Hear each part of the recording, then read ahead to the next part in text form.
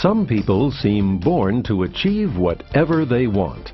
Call it what you will: getting lucky, being blessed, having the Midas touch. Why are such people so successful? Is it family background, wealth, greater opportunities, high morals, or an easy childhood? New York Times best-selling author John C. Maxwell has the answer. The difference between average people and achieving people is their perception of and response to failure. John Maxwell says that if you are like him, you were never prepared to deal with failure. Coming out of school, he feared it, misunderstood it, and ran away from it. But he's learned to make failure his friend, and he can teach you to do the same. Failing Forward is the course on overcoming failure that was never offered in school. With his trademark warmth and humor, Maxwell teaches straightforward principles for overcoming failure and gives 15 solid steps to help you become the kind of achiever you've always wanted to be. Now here is John C. Maxwell, America's expert on leadership, with Failing Forward, turning mistakes into stepping stones for success.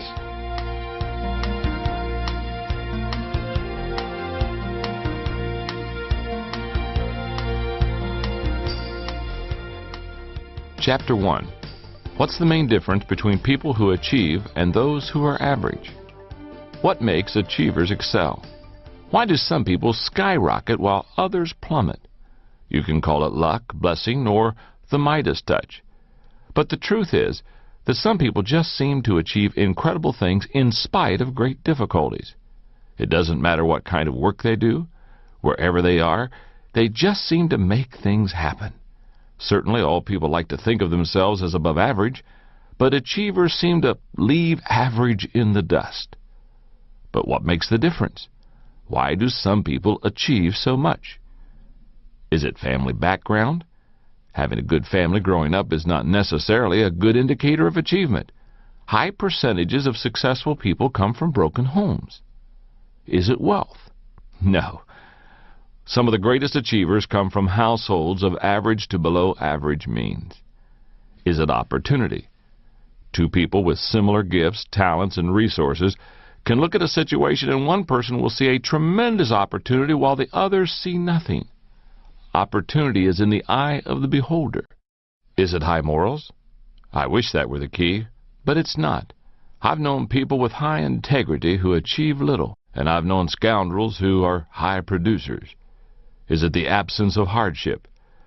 For every achiever who has avoided tragedy, there's a Helen Keller who overcame extreme disabilities, or a Viktor Frankl who survived absolute horrors. So that's not it either. None of those is the key.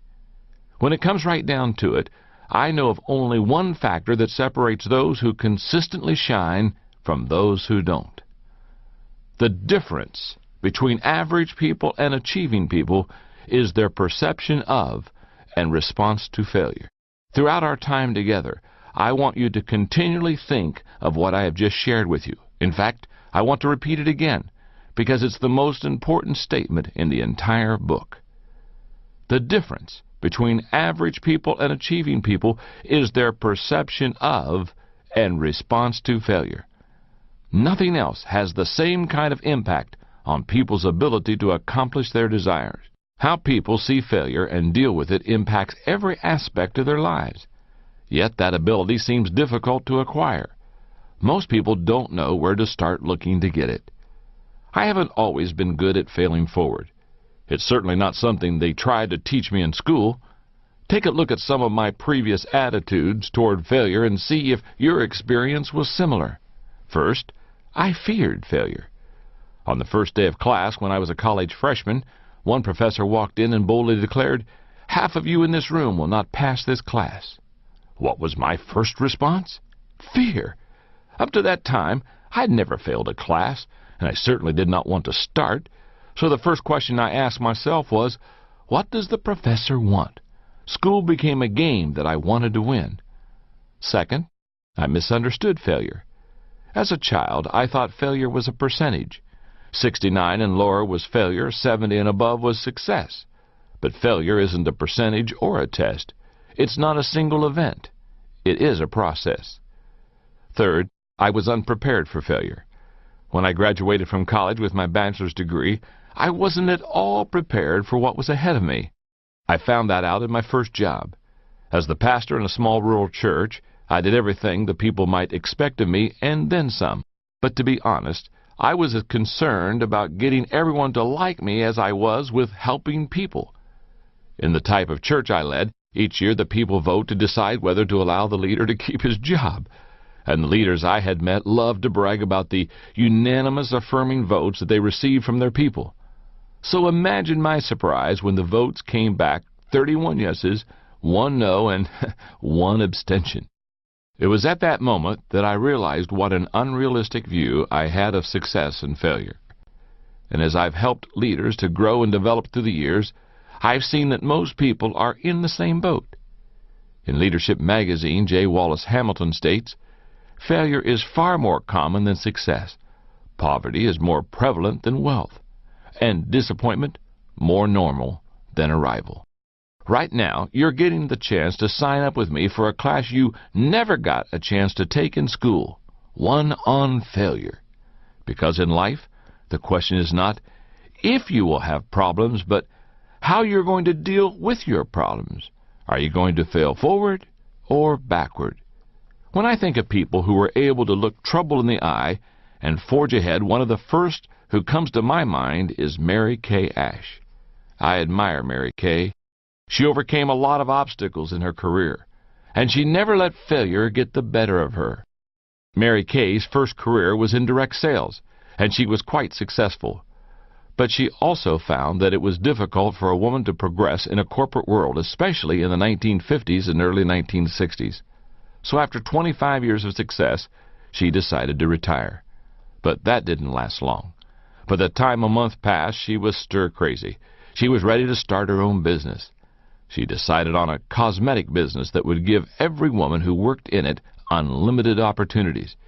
She purchased the formulas to the best beauty products she ever found, worked up a marketing plan, and prepared to set up her corporation. It didn't take long for her to hit her first obstacle. When she visited her attorney to set up her corporation, he insulted her and predicted her failure.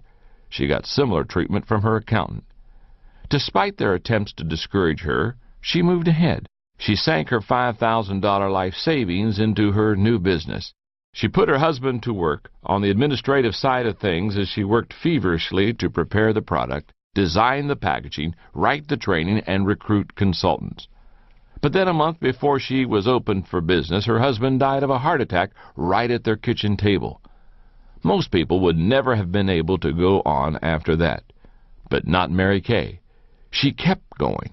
And on September 13, 1963, she launched her business. Today, the company has over $1 billion in annual sales, employs 3,500 people, and empowers 500,000 direct sales consultants in 29 markets worldwide. Despite circumstances, obstacles, and hardship, Mary Kay Ash failed forward. I don't know what kind of obstacles you're facing in your life right now, but whatever they are, it doesn't matter. What does matter is that your life can change if you're willing to look at failure differently. You have the potential to overcome any problems, mistakes, or misfortunes. All you have to do is learn to fail forward. If you are ready to do that, let's begin right now. Step 1 in failing forward is to realize there is one major difference between average people and achieving people. Chapter 2. Get a new definition of failure and success. On August 6, 1999, a Major League Baseball player stepped up to home plate in Montreal and made another out, the 5,113th one of his professional career. If a player were to make all of those outs consecutively, he would play 8 seasons without ever reaching first base. Was the player discouraged that night? No. You see, earlier in the same game, that player had reached a milestone that only 21 other people in the history of baseball have ever achieved. He had made his 3,000th hit. That player was Tony Gwynn of the San Diego Padres. During that game, Tony got on base with hits 4 times in 5 tries. But that's not the norm for him. Usually he fails to get a hit 2 times out of every 3 attempts. Those results may not sound very encouraging, but if you know baseball, you recognize that Tony's ability to succeed consistently only 1 time in 3 tries has made him the greatest hitter of his generation. And Tony recognizes that to get your hits, you've got to make a lot of outs. One of the greatest problems people have with failure is that they are too quick to judge isolated situations in their lives and label them as failures. Instead, they need to keep the bigger picture in mind. Someone like Tony Gwynn doesn't look at an out that he makes and think of failure. He sees it within the context of the bigger picture. His perspective leads to perseverance. His perseverance brings longevity, and his longevity gives him opportunities for success. If you can change your perspective on failure, it will help you to persevere and ultimately achieve your desires. So how should you judge failure? Let's start by taking a look at 7 things failure is not. Number 1, people think failure is avoidable. It's not. You've heard the saying, to err is human, to forgive divine. Alexander Pope wrote that over 250 years ago, and he was only paraphrasing a saying that was common 2,000 years ago during the time of the Romans.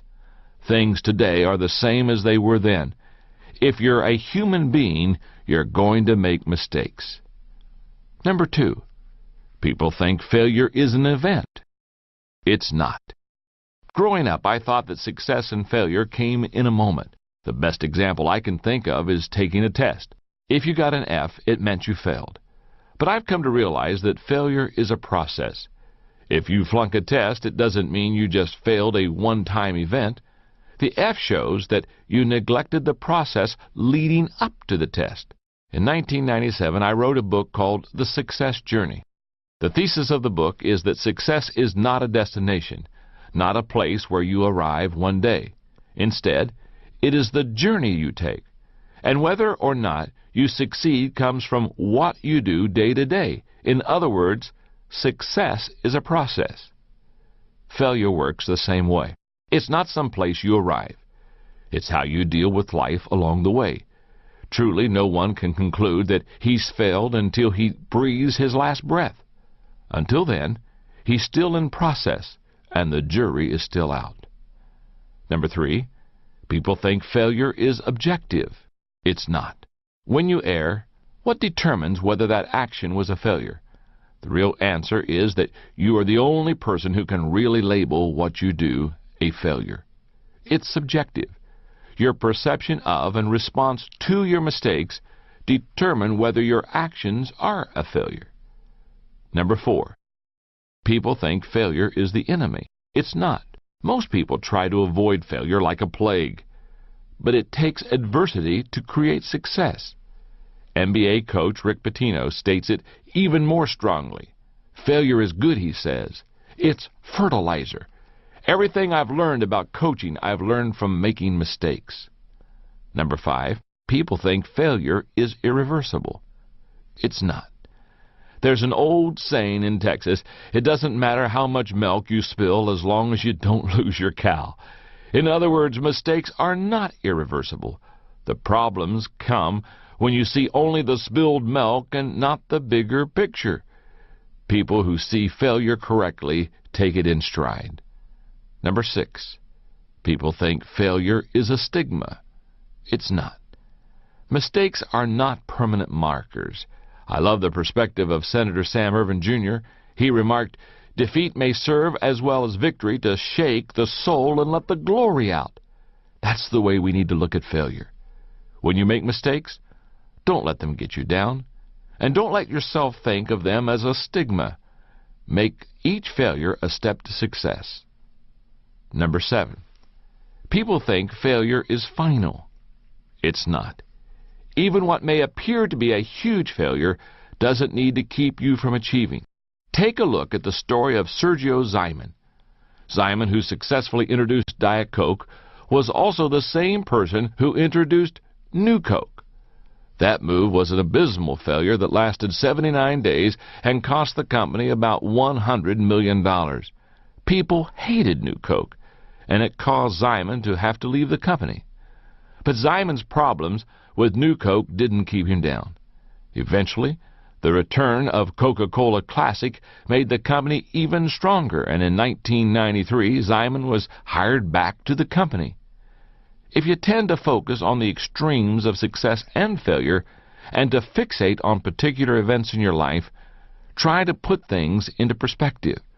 When you do, you'll be able to share the philosophy of someone like the Apostle Paul, who was able to say, "I have learned in whatever state I am to be content." And that was saying a lot, considering that Paul was shipwrecked, whipped, beaten, stoned, and imprisoned. Throughout everything, his faith enabled him to maintain perspective. The terrible truth is that all roads to achievement lead through the land of failure. It has stood firmly between every human being who had a dream and the realization of that dream. The trouble many people have is that they believe the process is supposed to be easy. The great American inventor Thomas Edison observed that attitude among people. He said, "Failure is really a matter of conceit. People don't work hard because they imagine they'll succeed without ever making an effort. Most people believe that they'll wake up someday and find themselves rich. Actually, they've got it half right, because eventually they do wake up." Each of us has to make a choice. Are we going to sleep life away, avoiding failure at all cost? Or are we going to wake up and realize that failure is simply a price we pay to achieve success? If we learn to embrace that new definition of failure, then we are free to start moving ahead. Again, it's so important, let me repeat it. Failure is simply a price we pay to achieve success. And if we learn to embrace that new definition of failure, then we are free to start moving ahead. Recently, I had dinner with Truett Cathy, the founder of Chick-fil-A restaurant chain, and his story is a great illustration of the price someone paid to achieve success. Like many young men of his era, Truett went into the Army. When he was discharged in 1945, he was ready to pursue opportunity. What appealed to him was a restaurant, and his dream was to work with Ben, one of his brothers. After learning a little about the business, they scraped together some money, located a site, and built and opened a restaurant. But it wouldn't be long before Truett faced the first of several major setbacks. The first came early, only 3 years after opening the restaurant. Truett's two brothers were in a small private plane that crashed on the way to Chattanooga, Tennessee. Both of them died. Truett was devastated. Once he got over the emotional shock, he went on alone. 2 years later, he opened a second restaurant. By then, things were going pretty well. Then one night he received a phone call that woke him, telling him there was a fire at his second restaurant location. He dashed off to see what could be done, but when he arrived, he discovered that the fire had totally destroyed the operation. Worse was the fact that he had practically no insurance. It wasn't but a few weeks later that Truett faced another debilitating setback. He discovered that he had polyps in his colon that would have to be removed. The timing couldn't be worse. Instead of rebuilding his restaurant, he went in for surgery. One operation turned into two, and much to his dismay, he was out of action for several months. But the time Truett spent out of commission inspired him to begin playing with a new concept. What would happen, he wondered, if he took the chicken breast which he had been selling in his restaurants, seasoned and fried it just right, and put it on a bun with the right condiments? The answer became the Chick-fil-A sandwich, and the start of one of the largest privately owned restaurant chains in the world. Today, Truett Cathy is credited with inventing the chicken sandwich in the fast food industry, and Chick-fil-A operates over 900 restaurants across the country. In the year 2000, it became a billion-dollar company. Yet it never would have come to pass if Truett Cathy had not experienced the setbacks he did, maintained his perspective, and realized that a few negative experiences don't make for failure. If you can change the way you see failure, you gain the strength to keep running the race. Get a new definition of failure. See it as the price you pay for progress. If you can do that, you will put yourself in a much better position to fail forward. Step number 2 to failing forward: learn a new definition of failure. Chapter 3. If you failed, Are you a failure? In an interview years ago, advice columnist Ann Landers was asked by David Brinkley what question she is most frequently asked by readers. Her answer? What's wrong with me? Landers' response reveals a lot about human nature. Many people wrestle with feelings of failure, the most damaging being doubtful thoughts about themselves. At the heart of those doubts and feelings is one central question: am I a failure? And that's a problem, because I believe it's nearly impossible for any person to believe he or she is a failure and fail forward at the same time. The late Irma Bombeck, who wrote a widely syndicated weekly humor column until her death in 1996, had a great perspective on what it meant to fail forward without taking failure too personally. Irma Bombeck traveled a road in life that was filled with adversity, starting with her career. Her first job was as a copy girl at the Dayton Journal-Herald when she was a teenager. But when she went off to college, a guidance counselor advised her to forget about writing. She refused. Later, she transferred to the University of Dayton and in 1949 graduated with a degree in English. Soon afterwards, she began working as a writer for the obituary column and the Woman's Page. In 1964, Bombeck was able to convince the editor of a small neighborhood newspaper to let her write a weekly humor column, and that opened a door for her. By 1967, her column was syndicated and carried by over 900 newspapers. For just over 30 years, Irma Bombeck wrote her humor column. During that time, she published 15 books, received 15 honorary degrees, and was recognized as one of the 25 most influential women in America. But during that span of time, she also experienced incredible trials, including infertility, breast cancer, a mastectomy, the death of 2 children, and kidney failure. But she wasn't shy about sharing her perspective on her life experiences. She said, "What you have to tell yourself is, I'm not a failure.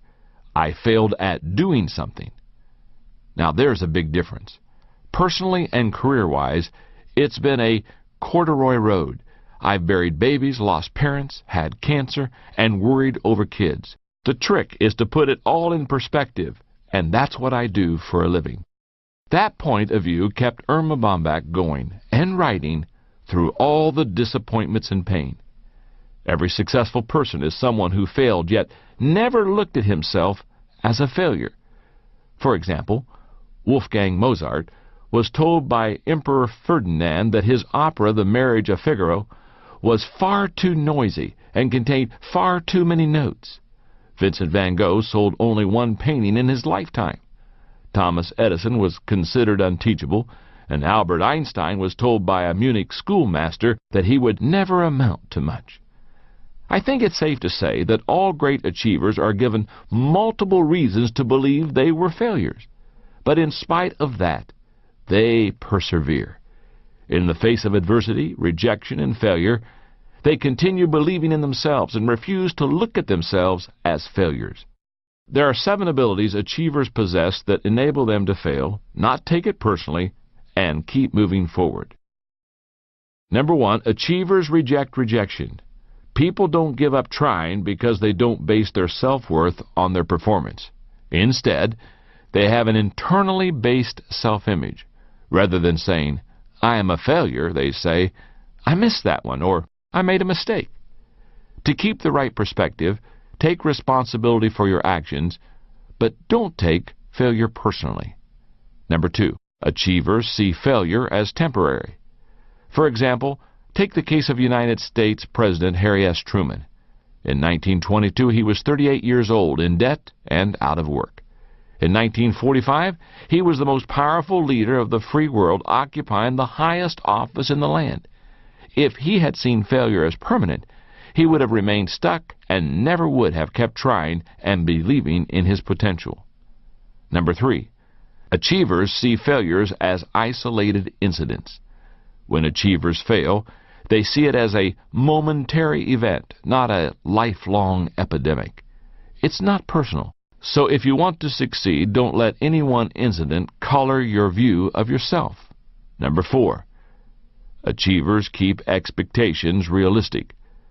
Something that happened on baseball's opening day in 1954 illustrates this point well. The Milwaukee Braves and the Cincinnati Reds played one another, and a rookie for each team made their major league debuts during that game. The rookie who played for the Reds hit 4 doubles and helped his team win with a score of 9-8. The rookie for the Braves went 0 for 5. The Reds player was Jim Greengrass, a name that you may never have heard. The other guy, who didn't get a hit, might be more familiar to you. His name was Hank Aaron. If Aaron's expectations for that first game had been unrealistic, who knows? He might have given up baseball. Surely he wasn't happy about his performance that day, but he didn't think of himself as a failure. He wasn't about to give up easily. Number 5. Achievers focus on strengths. Another way achievers keep themselves from personalizing failure is by focusing on their strengths. Bob Butera, president of the New Jersey Devils hockey team, was asked what makes a winner. He answered that what distinguishes winners from losers is that winners concentrate at all times on what they can do, not on what they can't do. If a weakness is a matter of character, it needs much attention. Focus on it until you shore it up. Otherwise, the best bet for failing forward is to develop and maximize your strengths. Number 6. Achievers vary approaches to achievement. In The Psychology of Achievement, Brian Tracy writes about 4 millionaires who made their fortunes by age 35. They were involved in an average of 17 businesses before finding that one that took them to the top. They kept trying and changing until they found something that worked for them. Achievers are willing to vary their approaches to problems. Number 7. Achievers bounce back. Psychologist Simon Carruthers says life is a series of outcomes. Sometimes the outcome is what you want. Great. Figure out what you did right. Sometimes the outcome is what you don't want. Great. Figure out what you did wrong so that you don't do it again. That's the key to bouncing back. That's the way to take yourself out of failure. One of the best stories I've ever heard of someone who refused to take failure personally is that of Daniel Rudiger. You may have seen the film, which was based on his life, called Rudy. The first of 14 children in a poor working-class family, Rudy loved football as a kid and believed that might be his ticket out of Joliet, Illinois.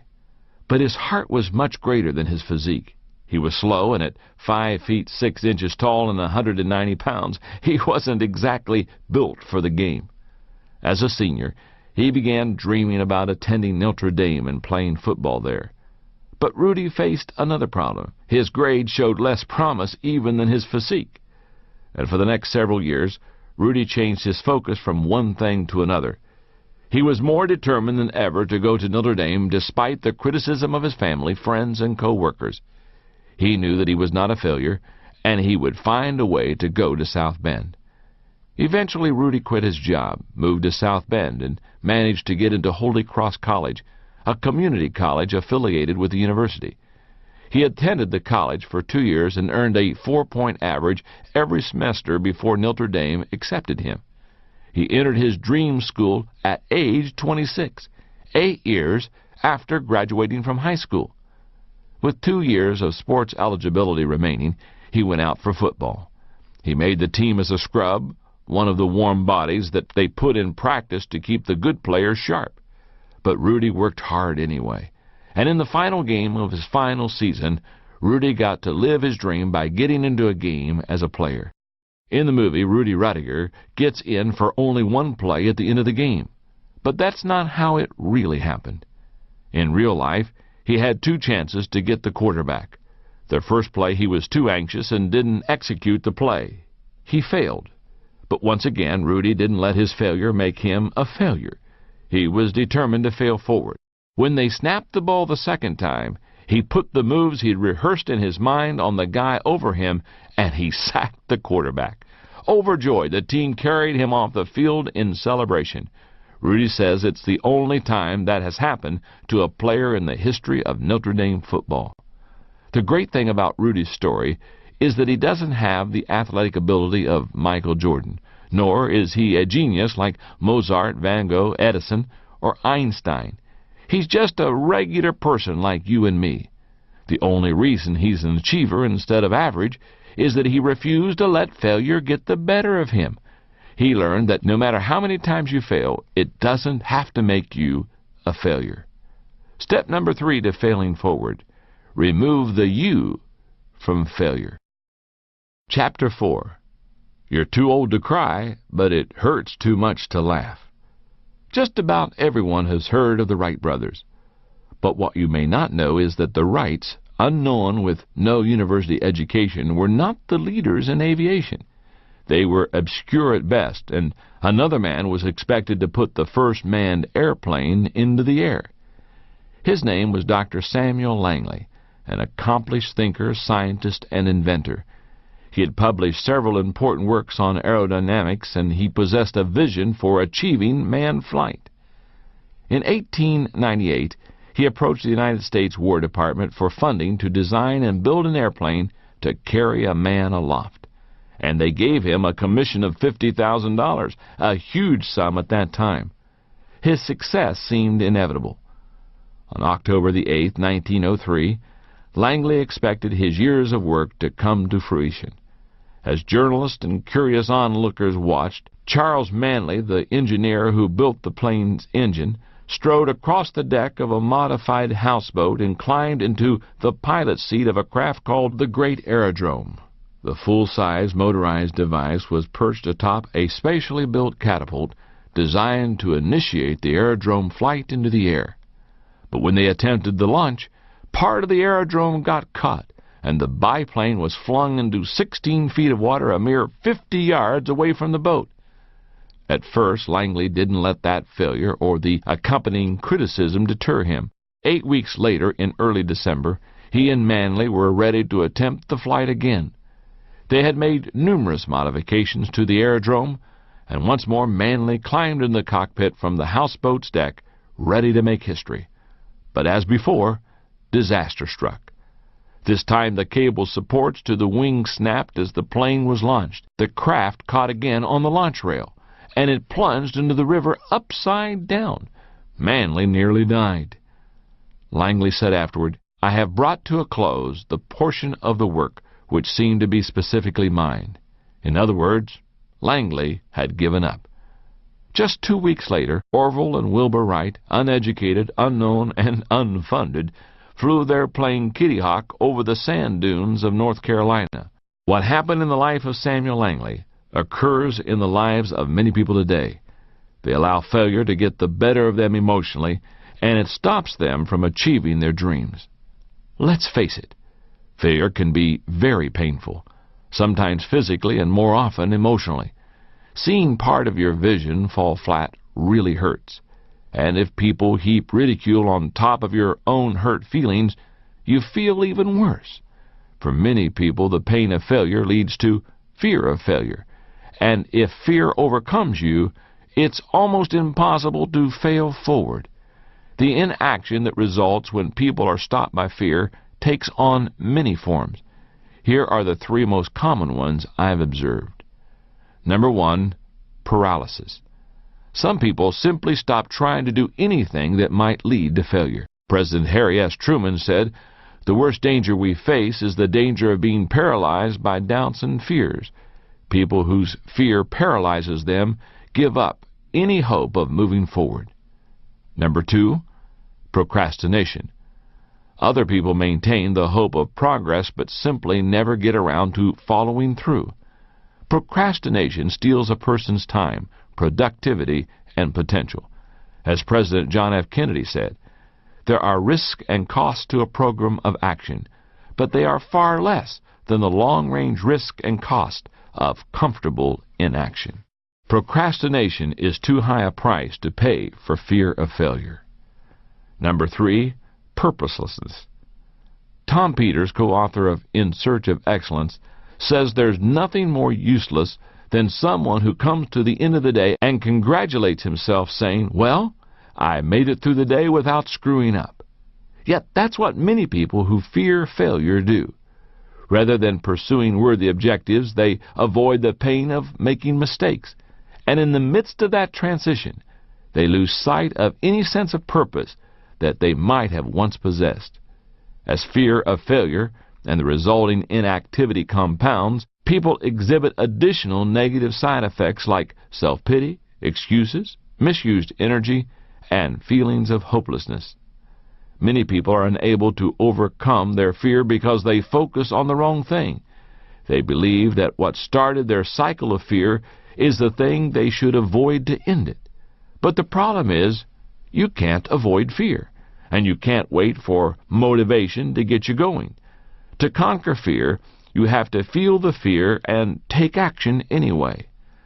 Playwright George Bernard Shaw said, "A life spent in making mistakes is not only more honorable but more useful than a life spent doing nothing." To overcome fear, you have to be willing to know that much of your life will be spent making mistakes. The bad news is that if you've been inactive for a long time, getting started is hard to do. The good news is that as soon as you start moving, it gets easier. If you can get going and keep making mistakes, you gain experience. That experience eventually brings competence. And eventually, you will also make fewer mistakes. And as a result, your fear will become less paralyzing.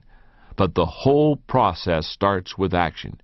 To get over fear, you've got to get started. Many unsuccessful people get paralyzed by fear. But the same thing also happens to high achievers. For example, when you look at the life of one of the great composers, George Frederick Handel, you see a successful person who found himself in a rut that he desperately needed to break out of. Handel was a musical prodigy, but despite Handel's talent and fame, he faced considerable adversity. Competition with rival English composers was fierce. Audiences were fickle and sometimes didn't turn out for his performances, and he was frequently the victim of the changing political winds of the time. Several times he found himself penniless and on the verge of bankruptcy, and the pain and rejection of failure was difficult. Then his problems were compounded by failing health. He suffered a stroke which left his right arm limp and caused him to lose the use of 4 fingers on his right hand. And though he recovered, it left him despondent. Finally, in 1741, at only 56 years old, Handel decided that it was time to retire. He was discouraged, miserable, and consumed with debt. So on April 8, he gave what he considered his farewell concert. Disappointed and filled with self-pity, he gave up. But in August of that year, something incredible happened. A wealthy friend named Charles Jennings visited Handel and gave him a libretto based on the life of Christ. The work intrigued Handel, enough to stir him to action. He began writing, and immediately the floodgates of inspiration opened in him. His cycle of inactivity was broken. For 21 days he wrote almost non-stop. Then he spent another 2 days creating the orchestrations. In 24 days, he had completed the 260-page manuscript. He called the piece Messiah. When it comes to getting over the emotional hurts of failure, it really doesn't matter how good or bad your personal history is. The only thing that matters is that you face your fear and get moving. Do that, and you give yourself the opportunity to learn how to fail forward. Step number 4 to failing forward: take action and reduce your fear. Chapter 5. Find the exit off of the failure freeway. Business professors Gary Hamel and C.K. Prahalad have written about an experiment that was conducted with a group of monkeys. It's a great story of failure. They say that 4 monkeys were placed in a room that had a tall pole in the center of it. Suspended from the top of that pole was a bunch of bananas. One of the hungry monkeys started climbing the pole to get something to eat. But just as he reached out to grab a banana, he was doused with a torrent of cold water. Squealing, he scampered down the pole and abandoned his attempt to feed himself. Each monkey made a similar attempt, and each one was drenched with cold water. After making several attempts, they finally gave up. Then researchers removed one of the monkeys from the room and replaced him with a new monkey. As the newcomer began to climb the pole, the other 3 grabbed him and pulled him down to the ground. After trying to climb the pole several times and being dragged down by the others, he finally gave up and never attempted to climb the pole again. One by one, the researchers replaced the original monkeys with the new ones, and each time a new monkey was brought in, he would be dragged down by the others before he could reach the bananas. In time, the room was filled with monkeys who had never received a cold shower. None of them would climb the pole, but none of them knew why. Unfortunately, people who have gotten used to failure can be a lot like those monkeys. They make the same mistakes over and over, yet they are never quite sure of why, and as a result, they never seem to get off of what I call the failure freeway. The old saying is true: if you always do what you've always done, then you will always get what you've always gotten.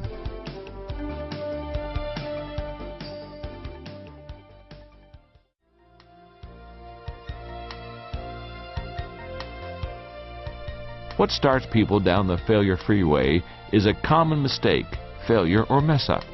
But people who stay on the failure freeway don't think that it's their fault.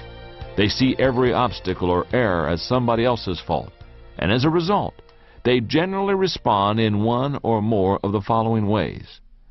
Number one, they blow up. One of the reactions to failure that keeps people driving on the failure freeway is anger. You've probably seen it. People make a minor mistake and angrily overreact to it, taking out their frustration on themselves or others around them. But if a person doesn't govern his temper, it will govern him. Number two, they cover up. People's desire to make sure others don't see their mistakes isn't always so humorous. For example, take the case of Nicholas Leeson. In 1995, the 28-year-old worked for the British bank Barings. He controlled huge amounts of money for the organization, which he tried to increase through what's called casino-style investing. When Leeson's dealings resulted in huge losses, he covered them up and made even riskier trades to try to recoup his losses. Ultimately, his actions cost Barings $1.3 billion. He single-handedly put one of the oldest banks in the world out of business. It's in the nature of people to try to cover up their mistakes. That tendency is as old as Adam and Eve in the Garden of Eden. But anyone who wants to get off the failure freeway needs to fess up rather than cover up. Number three, they speed up. People who are particularly stubborn will sometimes try to leave their troubles behind by working harder and faster, but without changing their direction. They're like the person trying to get the square peg into the round hole, who first tries to place the peg into the hole and then tries to shove it in, then takes a hammer and tries to pound it in. They're working hard, but getting nowhere. Number four, they back up. When my wife Margaret and I were raising our two children, we found that our son had a mind and a will of his own. And when he did something wrong, his first move was to lie. Then he'd back up and try to cover it up. I can still picture his offended expression as he emphatically denied having eaten the chocolate candy, with his 9-year-old face smeared with chocolate. Margaret and I worked very hard to break him of that inclination. I'm relieved that today my boy Joel is a man, and when he's wrong he admits it. And that's good, because nobody can exit off the failure freeway if he keeps backing up. Number five, they give up. If you stay on the failure freeway long enough, you eventually slow up. It's similar to what happens on the Interstate 285 loop around my hometown of Atlanta at rush hour gridlock. And that's when a lot of people simply give up. Personal growth expert Paul J. Meyer believes that 90% of all those who fail are not actually defeated, they simply quit. There's really only one solution to the gridlock you find on the failure freeway, and that's to wake up and find the exit. To leave the road of continual failure, a person must first utter the three most difficult words to say: I was wrong. He has to open his eyes, admit his mistakes, and accept complete responsibility for his current wrong actions and attitudes. Every failure you experience is a fork in the road. It's an opportunity to take the right action, learn from your mistakes, and begin again. The only way to exit the failure freeway and see the new territory of achievement is to take full responsibility for yourself and your mistakes. As Michael Korda, editor-in-chief of Simon & Schuster, says, success on any major scale requires you to accept responsibility. In the final analysis, the one quality that all successful people have is the ability to take on responsibility. The fight to take responsibility occurs within, and rarely does talent, intelligence, or opportunity make the difference in whether a person wins that battle. What it takes is character. That's why Stuart B. Johnson said that our business in life is not to get ahead of others, but to get ahead of ourselves. But unfortunately, not everyone learns the lesson of accepting responsibility for their actions. One of the most unusual stories I've ever encountered about someone on the failure freeway is that of Rosie Ruiz. Back in 1980, she was the first woman to cross the finish line of the Boston Marathon with the third fastest woman's time ever. But from the moment that she finished the race, people were suspicious of her victory.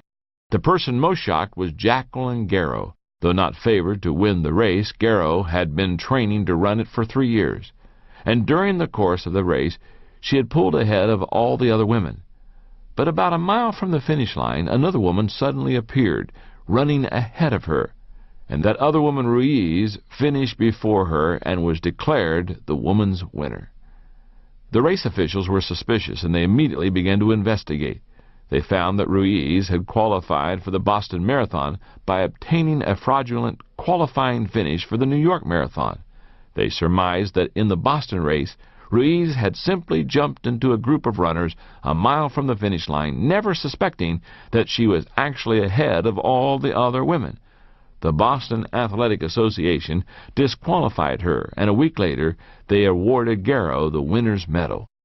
What's most amazing that is even years later, Ruiz still hadn't learned from her mistake. At a 10-kilometer race in Miami, Garreau saw Ruiz and tried to talk to her to clear the air, but Ruiz denied ever cheating in Boston. 2 years after her appearance in the Boston Marathon, Ruiz was arrested and charged with stealing cash and checks from her employer. A year later, she was convicted for trying to sell 2 kilos of cocaine to an undercover police officer. As Sir Josiah Stamp said, "It is easy to dodge our responsibilities, but we cannot dodge the consequences." I don't know what Rosie Ruiz is doing today. Back then, Ruiz was doing a lot of moving, but she wasn't getting anywhere. Let's hope that she finally found the exit off of the failure freeway. Step number 5 to failing forward: change your response to failure by accepting responsibility.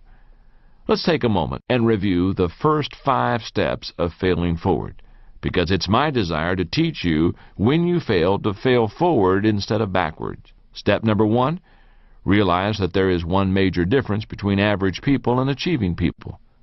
Step number 2, learn a new definition of failure.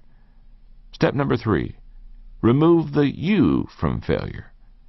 Step number 4, take action and reduce your fear. And step number 5, change your response to failure by accepting responsibility. Chapter 6, no matter what happens to you, failure is an inside job. When you learn to accept responsibility for yourself, your problems, and your failures, you are better prepared to fail forward. But what about when you're faced with overwhelming difficulties that you didn't create and you cannot control? At no time in life are people more prone to allow failure to make them give up than when external circumstances cause extreme hardship or grief. But ultimately, no matter whether the difficulty is self-created or comes from somewhere outside of you, failure is created within the person. It is always an inside job. Many people desire to control the circumstances of their lives, but the truth is that we cannot determine what will come our way. We can't control the hands we're dealt, only how we play the cards. South African General Jan Christian Smuts said, "A man is not defeated by his opponents, but by himself." That's true. No matter how daunting the circumstances of your life may be, the greatest battle you wage against failure occurs on the inside, not the outside. How do you fight that battle? You start by cultivating the right attitude. You're probably familiar with Murphy's Law, which says, if anything bad can happen, it will, and at the worst possible time. And then there's the Peter Principle, which says people always rise to the level of their incompetence. There's another saying similar to those called the Law of Human Behavior. It says, sooner or later, we get just what we expect. I have a question to ask you. Is the law of human behavior optimistic or pessimistic? Stop and think about your answer. I say that because your response reveals your attitude. If you expect the worst out of a life, then you probably said the law was written by a pessimist. If you have a positive outlook, then you probably answered optimist, because the prospect of getting what you expect is very encouraging to you.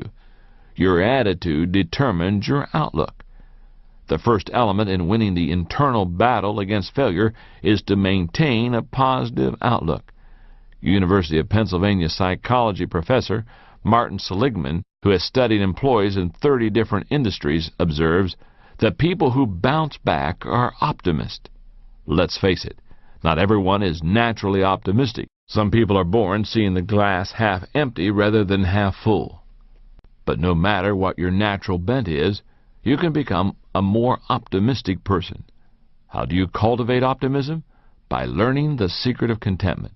If you can learn that, then no matter what happens to you, you can weather the storm and build on the good that you find in any situation. There are a lot of misconceptions about contentment. Let's talk about what it's not. Number one, it's not containing your emotions. We all experience negative emotions, and while you don't want to let your emotions run amok, you shouldn't try to stuff them either. Denial doesn't help you become content. In fact, your emotions will come out eventually, even if you try to bury them. Number two, it's not maintaining your current situation. My dad, who was a pastor for many years, used to tell the story about a farmer in one of his churches who refused to improve himself. Dad would try to encourage and cajole him, but he said the old man just wouldn't change. His response to my father was always the same. I'm not making much progress, but I'm well established. One day my father was driving past that man's farm, and he saw that the old farmer's tractor was stuck in the mud. No matter what the man did, mud just flew and the tractor stayed put. After the old farmer gave it one more try and was no better off than he had been before, he started cussing up a storm. At that point, my dad rolled down his window and hollered out to the man, "Well, you're not making much progress, but you certainly are well established." Being content doesn't mean being satisfied with a bad situation. It simply means having a good attitude as you work your way out of it. Number three, it's not attaining position, power, or possessions. In our culture, too many people believe that contentment comes from attaining material possessions or positions of power. But they aren't the keys of contentment either. If you are tempted to believe that they are, remember the words of John D. Rockefeller. When a journalist asked him how much wealth was enough, the millionaire, who was at that time one of the richest and most powerful men in the world, answered, "Just a little more." True contentment comes from having a positive attitude. It means expecting the best in everything, not the worst, remaining upbeat even when you get beat up, seeing solutions in every problem, not problems in every solution, believing in yourself even when others don't, and holding on to hope even when others say it's hopeless. No matter what happens to you, a positive attitude comes from within. Your circumstances and your contentment are unrelated. Failure is an inside job, and so is success. If you want to achieve, you have to win the war in your own thinking first. You can't let failure outside of you get inside of you. You certainly can't control the length of your life, but you can control its width and depth. You can't control the contour of your face, but you can control its expression. You can't control the weather, but you can control the atmosphere of your mind. Why worry about things you can't control when you can keep yourself busy controlling the things that depend on you? Right now you may be saying, "That's all well and good for you, John. You haven't experienced what I have." If you still have a hard time believing that failure is really an inside job, then you need to hear the story of someone who maintained a winner's attitude while overcoming the most difficult of circumstances. His name is Roger Crawford. He makes his living as a consultant and public speaker. He's written 2 books. He travels all across the country working with Fortune 500 companies, national and state associations, and school districts. Those aren't bad credentials. But if that doesn't impress you, how about this? Before becoming a consultant, he was a professional tennis player certified by the United States Professional Tennis Association. Still not impressed? Would you change your opinion if I told you that Roger had no hands and only one foot? Roger Crawford was born with a condition called ectrodactylism. When he emerged from his mother's womb, the doctor saw that he had a thumb-like projection extending out of his right forearm and a thumb and a finger growing out of his left forearm. He had no palms. His legs and arms were shortened, and his left leg possessed a shrunken foot with only 3 toes. His foot was amputated when he was 5. Roger's parents were told by various medical professionals that he would never be able to walk, probably would not be able to take care of himself, and would never lead a normal life. But Roger's parents were determined to give him the best chance possible for living a normal life. They raised him to feel loved, to be strong, and to develop independence. You're only as handicapped as you want to be, his father used to tell him. Roger appreciated the encouragement and training that he received from his parents, but I don't think he really understood the significance of it or his achievements until he was in college and he interacted with someone who wanted to meet him. He had received a phone call from a man who had read about his tennis victories, and Crawford agreed to meet him at a nearby restaurant. When Roger stood up to shake hands with the man, he discovered that the other guy had hands that were almost identical to his. That got Crawford excited, because he thought he had found someone similar to him, but older, who could act as his mentor. But after talking with the stranger for a few minutes, he realized that he was wrong. Roger says, "Instead, what I found was someone with a bitter, pessimistic attitude who blamed all of life's disappointments and failures on his anatomy. I soon recognized that our lives and attitudes couldn't have been more different. His attitude was, the world owes me, and his problem was that the world disagreed. He was even angry with me because I didn't share his despair." The two kept in touch for several years until it dawned on Roger that even if some miracle were suddenly to give the other man a perfect body, his unhappiness and lack of success wouldn't change. He would still be at the same place in his life. That man had allowed failure to seize him from the inside, while Roger had mastered the art of failing forward. Chances are that the adversity in your life has been nowhere near as difficult as Roger Crawford's has been. And that's why his story is such an inspiration. Roger maintains that handicaps can only disable us if we let them. He says that's true not only of physical challenges, but of emotional and intellectual ones as well.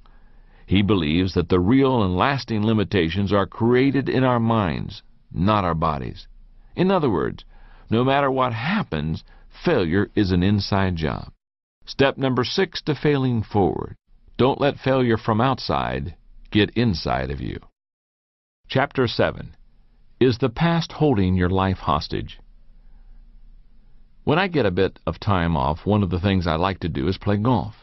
Now, I'm not a great golfer. I'd say I'm average, but no matter what, I'm glad to get started golfing. And I can tell you who it was that got me interested in the sport. Arnold Palmer. Many people of my generation became golfers because of Arnold Palmer. His down-to-earth attitude, sparkling personality, rugged good looks, and incredible playing ability caused him to draw huge crowds of spectators who would follow him from hole to hole. Back then they were dubbed Arnie's Army, and it seemed they'd follow him anywhere to get a chance to see the man they called the King perform on the course. It was a first for golf, and it was sure fun to watch. One of the things about golf is that anyone can have a really bad hole, even a Hall of Famer like Arnold Palmer. The key to playing through it is to forget about your bad shots. But that can be a difficult thing to do, especially when someone erects a bronze monument to your bad hole. And that's what happened to Arnold Palmer. At the 1961 Los Angeles Open, on a par 5 ninth hole, Palmer hit a good drive and wanted to try to put the ball on the green with his second shot.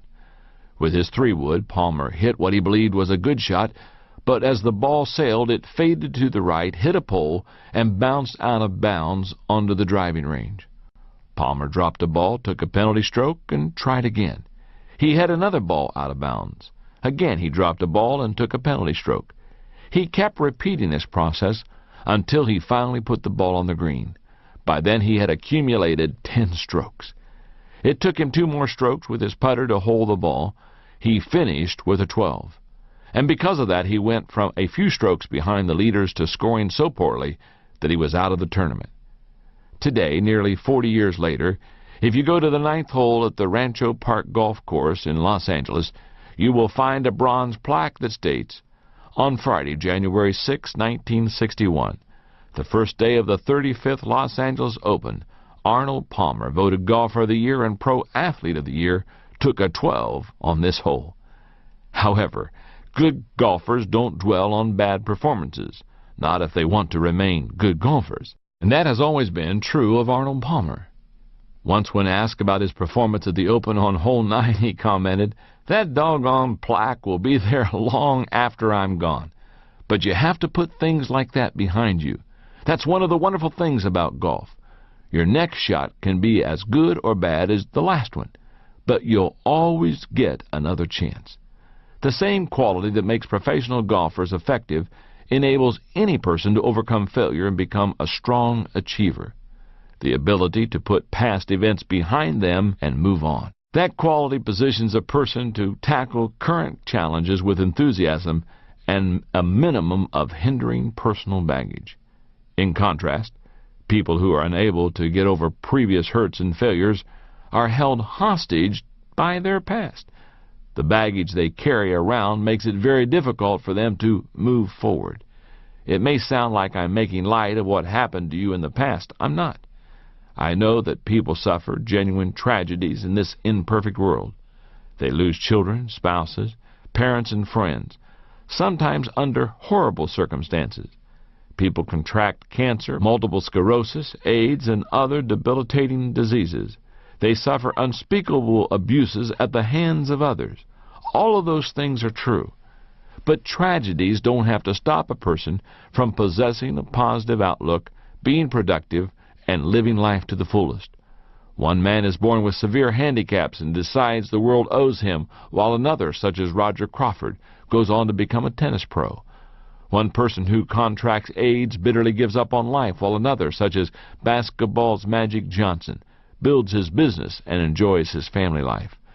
One woman experiences rape and withdrawals into herself, while another, such as Kelly McGillis, overcomes the experience and becomes a successful actress in Hollywood. No matter how dark a person's past is, it need not color his or her present permanently. In my experience, the problems of people's past impact them in one of 2 ways. They experience either a breakdown or a breakthrough. Listen to the following 5 characteristics. They are signs that a person hasn't gotten over past difficulties. Number 1, comparison. If you hear people continually talk about how much harder they've had it than anyone else, chances are they are allowing themselves to be held hostage by their past. Their motto is similar to something Quentin Crisp once said, "Never keep up with the Joneses. Drag them down to your level. It's cheaper." Number 2, rationalization. Another characteristic of people trapped by their past is believing that there are good reasons not to get over past difficulties. The problem is that rationalizing creates a fog that hinders people from finding solutions to their problems. Excuses, no matter how strong, never lead to achievement. Number 3, isolation. Some people withdraw due to their past hurts. For many, it's like a natural reflex that kicks in for self-protection. It is especially sad when people who are naturally outgoing isolate themselves due to their past, because they become especially miserable. Number 4, regret. One of the greatest hindrances to living life in the present is regret. It saps a person's energy and leaves little that enables him or her to do anything positive. Number 5, bitterness. Anyone who doesn't get past the problem or the pain of the past eventually becomes bitter. It is the inevitable consequence of not processing through old injuries and tragedies. But no matter what you've experienced, remember this. There are people who had it better than you, but who have done worse. And there are people who have had it worse than you, but who've done better. The circumstances really have nothing to do with getting over your personal history. Past hurts can make you bitter or better. The choice is yours. Every major difficulty you face in life is a fork in the road. You choose which track you will head down toward breakdown or breakthrough. It is a turning point, but you determine which way you will turn. If you've been badly hurt, then start by acknowledging the pain and grieving any loss that you may have experienced. Then, forgive the people involved, including yourself if needed. That will help you move on. I understand that it may be very difficult to go through this process, but you can do it. Just think, today may be your day to turn the hurts of your past into a breakthrough for the future. Don't allow anything from your personal history to keep holding you hostage. Step number 7 to failing forward. Say goodbye to yesterday. Chapter 8. Who is this person who keeps making these mistakes? Sometimes great achievement can come only as the result of a period of failure that helps you understand who you really are. That was the case of John James Audubon, the man for whom the National Audubon Society was named. His life was one of great extremes, problems and progress, struggle and success, failure and fanfare. Listen to his story. The son of a French sea captain, Audubon was born in Haiti in 1785, but spent his formative years in France. He was educated as a gentleman, but was at best an indifferent student. His real passion was hunting and drawing birds. At 18, Audubon was sent to America, where he moved into a house his father owned in Pennsylvania. There he honed his skills as a woodsman. He continued hunting and drawing wildlife, and it wasn't long before he met and developed a relationship with a neighboring family named the Bakewells. That had a significant impact on his life. First, he fell in love with one of the family's daughters, Lucy, and second, in 1807, he started working in the counting house of Benjamin Bakewell's Import Company. That was the start of what would become an abysmal career in business. Over the next 15 years, Audubon embarked on a series of unsuccessful ventures. His first venture, which dealt in indigo dye, lost him a small fortune. He then worked in the import business for a while, but after meeting no success, decided to try his hand at retail trade. With another young businessman, he set up shop in Louisville, Kentucky, but 6 months later the two had only minimal success. They decided to move their location to Missouri in hopes of getting more business. Audubon only lasted 6 more months in that endeavor. He sold his share in the shop to his partner and went in search of another opportunity. In 1811 he tried his hand at the import business. He and his brother-in-law established a commission house in New Orleans importing goods from England. Unfortunately, they did this on the eve of the War of 1812, and their business failed. So Audubon went back to work in trading goods. He saw some success there, but then made the poor decision to open a steam sawmill and gristmill in an area that could not support such a large operation. In 1819, the business had gone bankrupt. All through the years, two things had remained constant in Audubon's life: hunting and art. Now he had to rely on both to survive. His gun put food on the table for his small family, and he drew portraits on commission to bring in money. By default, rather than design, his hobby became his means of support.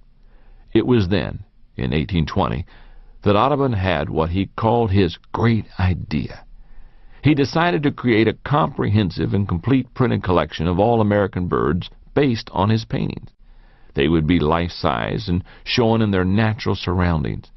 For the next few years, he traveled and added more painted birds to his portfolio, while Lucy worked as a tutor and a governess in Louisiana. In 1826, when he had enough material, Audubon sailed to Liverpool, England, and immediately met with great success. It didn't take long for Audubon to get connected with engraver Robert Havell, and together they began printing the remarkable Birds of America, a series of 100 color plates in a large 29 by 39-inch format. Nothing else like it had ever been created, nor has any other book of prints since been so revered. In all, they printed about 200 copies of that first edition. Today, it's considered a masterpiece. An original, Birds of America, which sold for $1,000 in the 1820s, is now worth about $5 million. John James Audubon was unsuccessful for most of his life. It took him until he was 35 years old to figure out what his problem was. Himself. He was a terrible businessman, and he didn't belong in trade. It didn't matter how many times he changed locations, partners, or business types. Not until he understood and changed himself did he have a chance at success. Evangelist D.L. Moody was once asked which people gave him the most trouble. His response was, "I've had more trouble with Dwight L. Moody than any other man alive." Television host Jack Paar echoed the same thought when he said, "Looking back, my life seems like one long obstacle race, with me as its chief obstacle." If you are continually experiencing trouble or facing obstacles, then you should check to make sure that you are not the problem. People don't like to admit that they need to change, and if they are willing to alter things about themselves, they usually focus on cosmetic changes. Why are people so hesitant to change? I believe that some, like Audubon, believe they are supposed to pursue a particular course of action, even though it doesn't suit their gifts and talents. And when they are not working in areas of strength, they do poorly.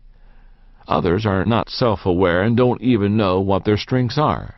The psychologist Sheldon Kopp says, all of the significant battles are waged within the self.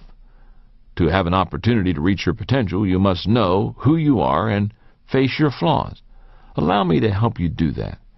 Go through the following process. First, see yourself clearly. Bishop Fulton Sheen said, "Most of us do not like to look inside ourselves for the same reason we don't like to open a letter that has bad news. Most people see all the bad and deny the good, or they see all the good and deny the bad. To reach your potential, you must see both." Second, admit your flaws honestly. In Chapter 5, I stated that you must take responsibility for your actions to fail forward. But you must also take responsibility for who you are as a person. That means owning up to what you cannot do, should not do, or ought not to do. Third, discover your strengths joyfully. Working on your strengths is the next step in the process. No one ever achieved his dreams working outside of his areas of gifting. To excel, do what you do well. Fourth, build on your strengths passionately. Like Audubon, you will improve only if you enthusiastically develop whatever God-given abilities you have. You can reach your potential tomorrow if you dedicate yourself to growth today. Remember, to change your world, you must first change yourself. One of the greatest stories of change that I know of personally involves someone very close to me in my organization, the Enjoy Group, and it's my assistant, Linda Edgars. If you've ever heard me speak in person, then you've probably heard me talk about Linda. I believe Linda is the finest executive assistant in the country, but I haven't always felt that way about her.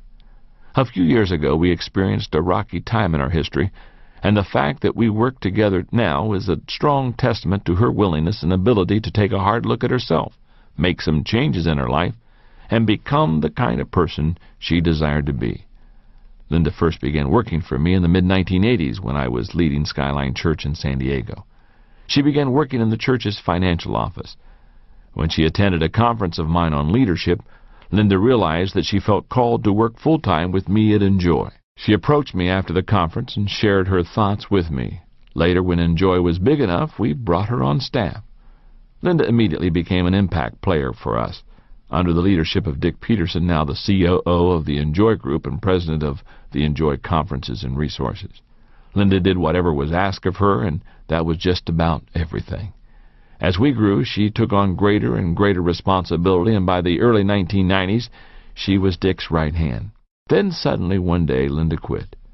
She gave 2 weeks' notice and she was gone. She didn't give any explanation. She just simply bailed on us.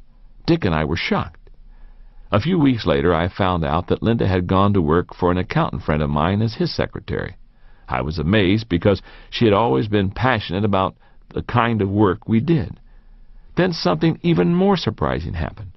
I started to hear that Linda was getting very negative, and she was saying critical things about me and Enjoy. And that saddened me because I always liked her. Meanwhile, life went on. Dick hired someone to replace Linda, and the company continued growing. Then about 8 months later, I got a phone call telling me Linda wanted to see me. On the day that she came to my office, I noticed that she was shaking.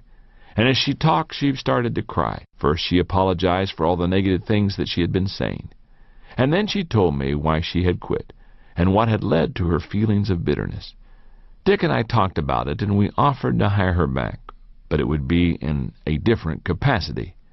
The only thing available at the time was a position taking incoming calls and answering correspondence. It must have been difficult for Linda, who had once been Dick's second in command, but she accepted because she really wanted to work at Enjoy. And for 3 years, Linda worked hard and did everything asked of her with excellence and a positive attitude.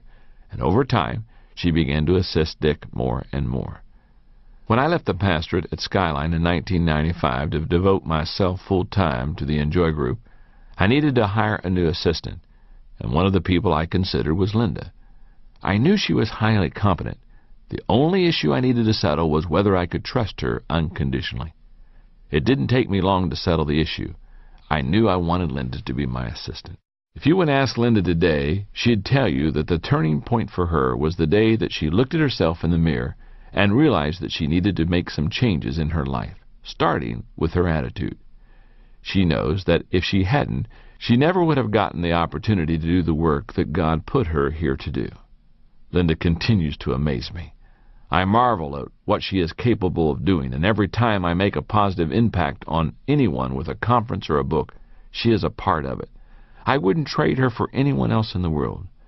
As you read this, if you're not happy with your current job, family situation, or life, look first at what you can change in yourself before trying to alter your circumstances, and recognize that not realizing what you want is a problem of knowledge.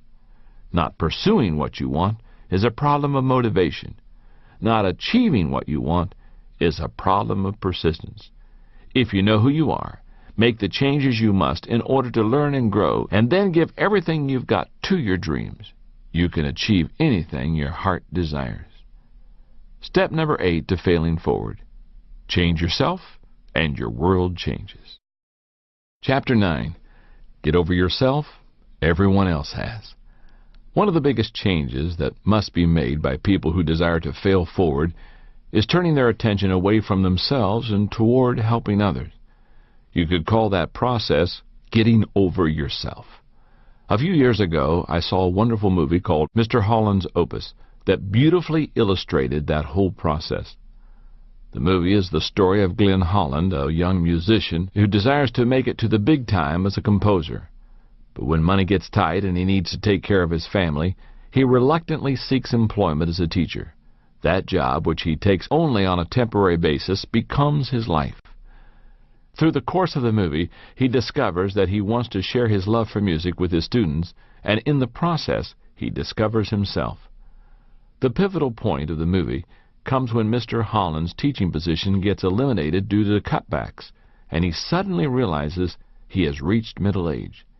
In that moment, he knows that he has forever missed his chance to pull up roots, go to New York, and take his symphony with him, which he has been writing in his spare moments for the last 20 years. Despondent and feeling rejected, he believes he has wasted his life. He is depressed and on the verge of bitterness as he leaves his classroom. He ambles dejectedly down the hall, preparing to walk out of the school for the last time. That's when he hears something in the auditorium. When he checks to see what it is, he discovers dozens and dozens of students whose lives he changed during all his years of teaching. That group even includes the governor of the state, whose life took a major turn for the better under his mentoring. Many people believe that touching the lives of others can only be done by some elite group of specially gifted people. But that's not the case. Any ordinary person, just like Glenn Holland in the movie, can make a positive impact on the lives of others. Certain unsuccessful people tell themselves that as soon as they achieve considerable success or discover some unseen talent, they will turn their attention to making a difference in the lives of others. But I have news for them. Many people who struggle with chronic failure do so because they think of no one but themselves. They worry about what other people think of them. They scramble to make sure no one gets the better of them. They continually focus on protecting their turf. If you have a history of repeated failure and you dedicate most of your time and energy on looking out for number one, you may be someone who needs to learn a new way of thinking, where others come first.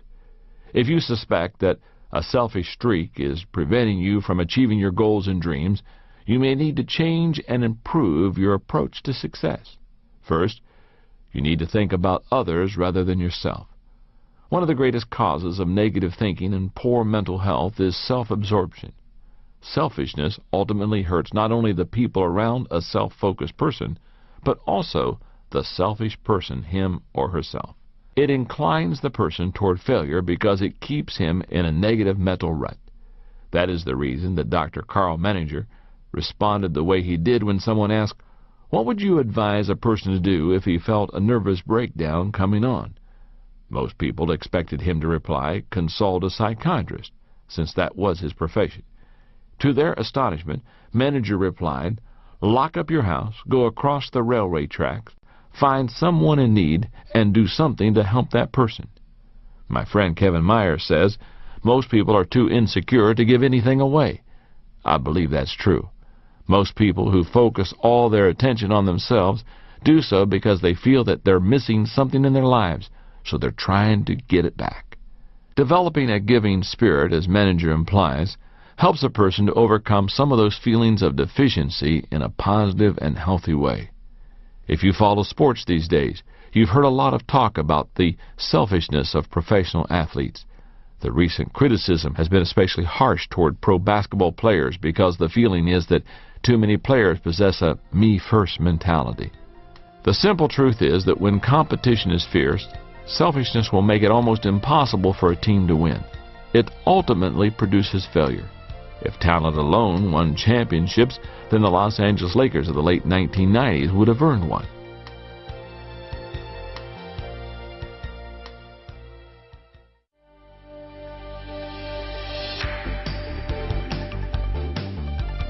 Fortunately, all the stories out of the NBA aren't about selfishness and failure.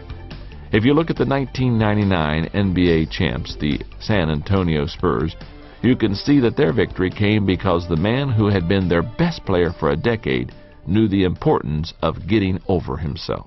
The person I'm referring to is David Robinson, the 7 feet 1 inch tall center for the Spurs.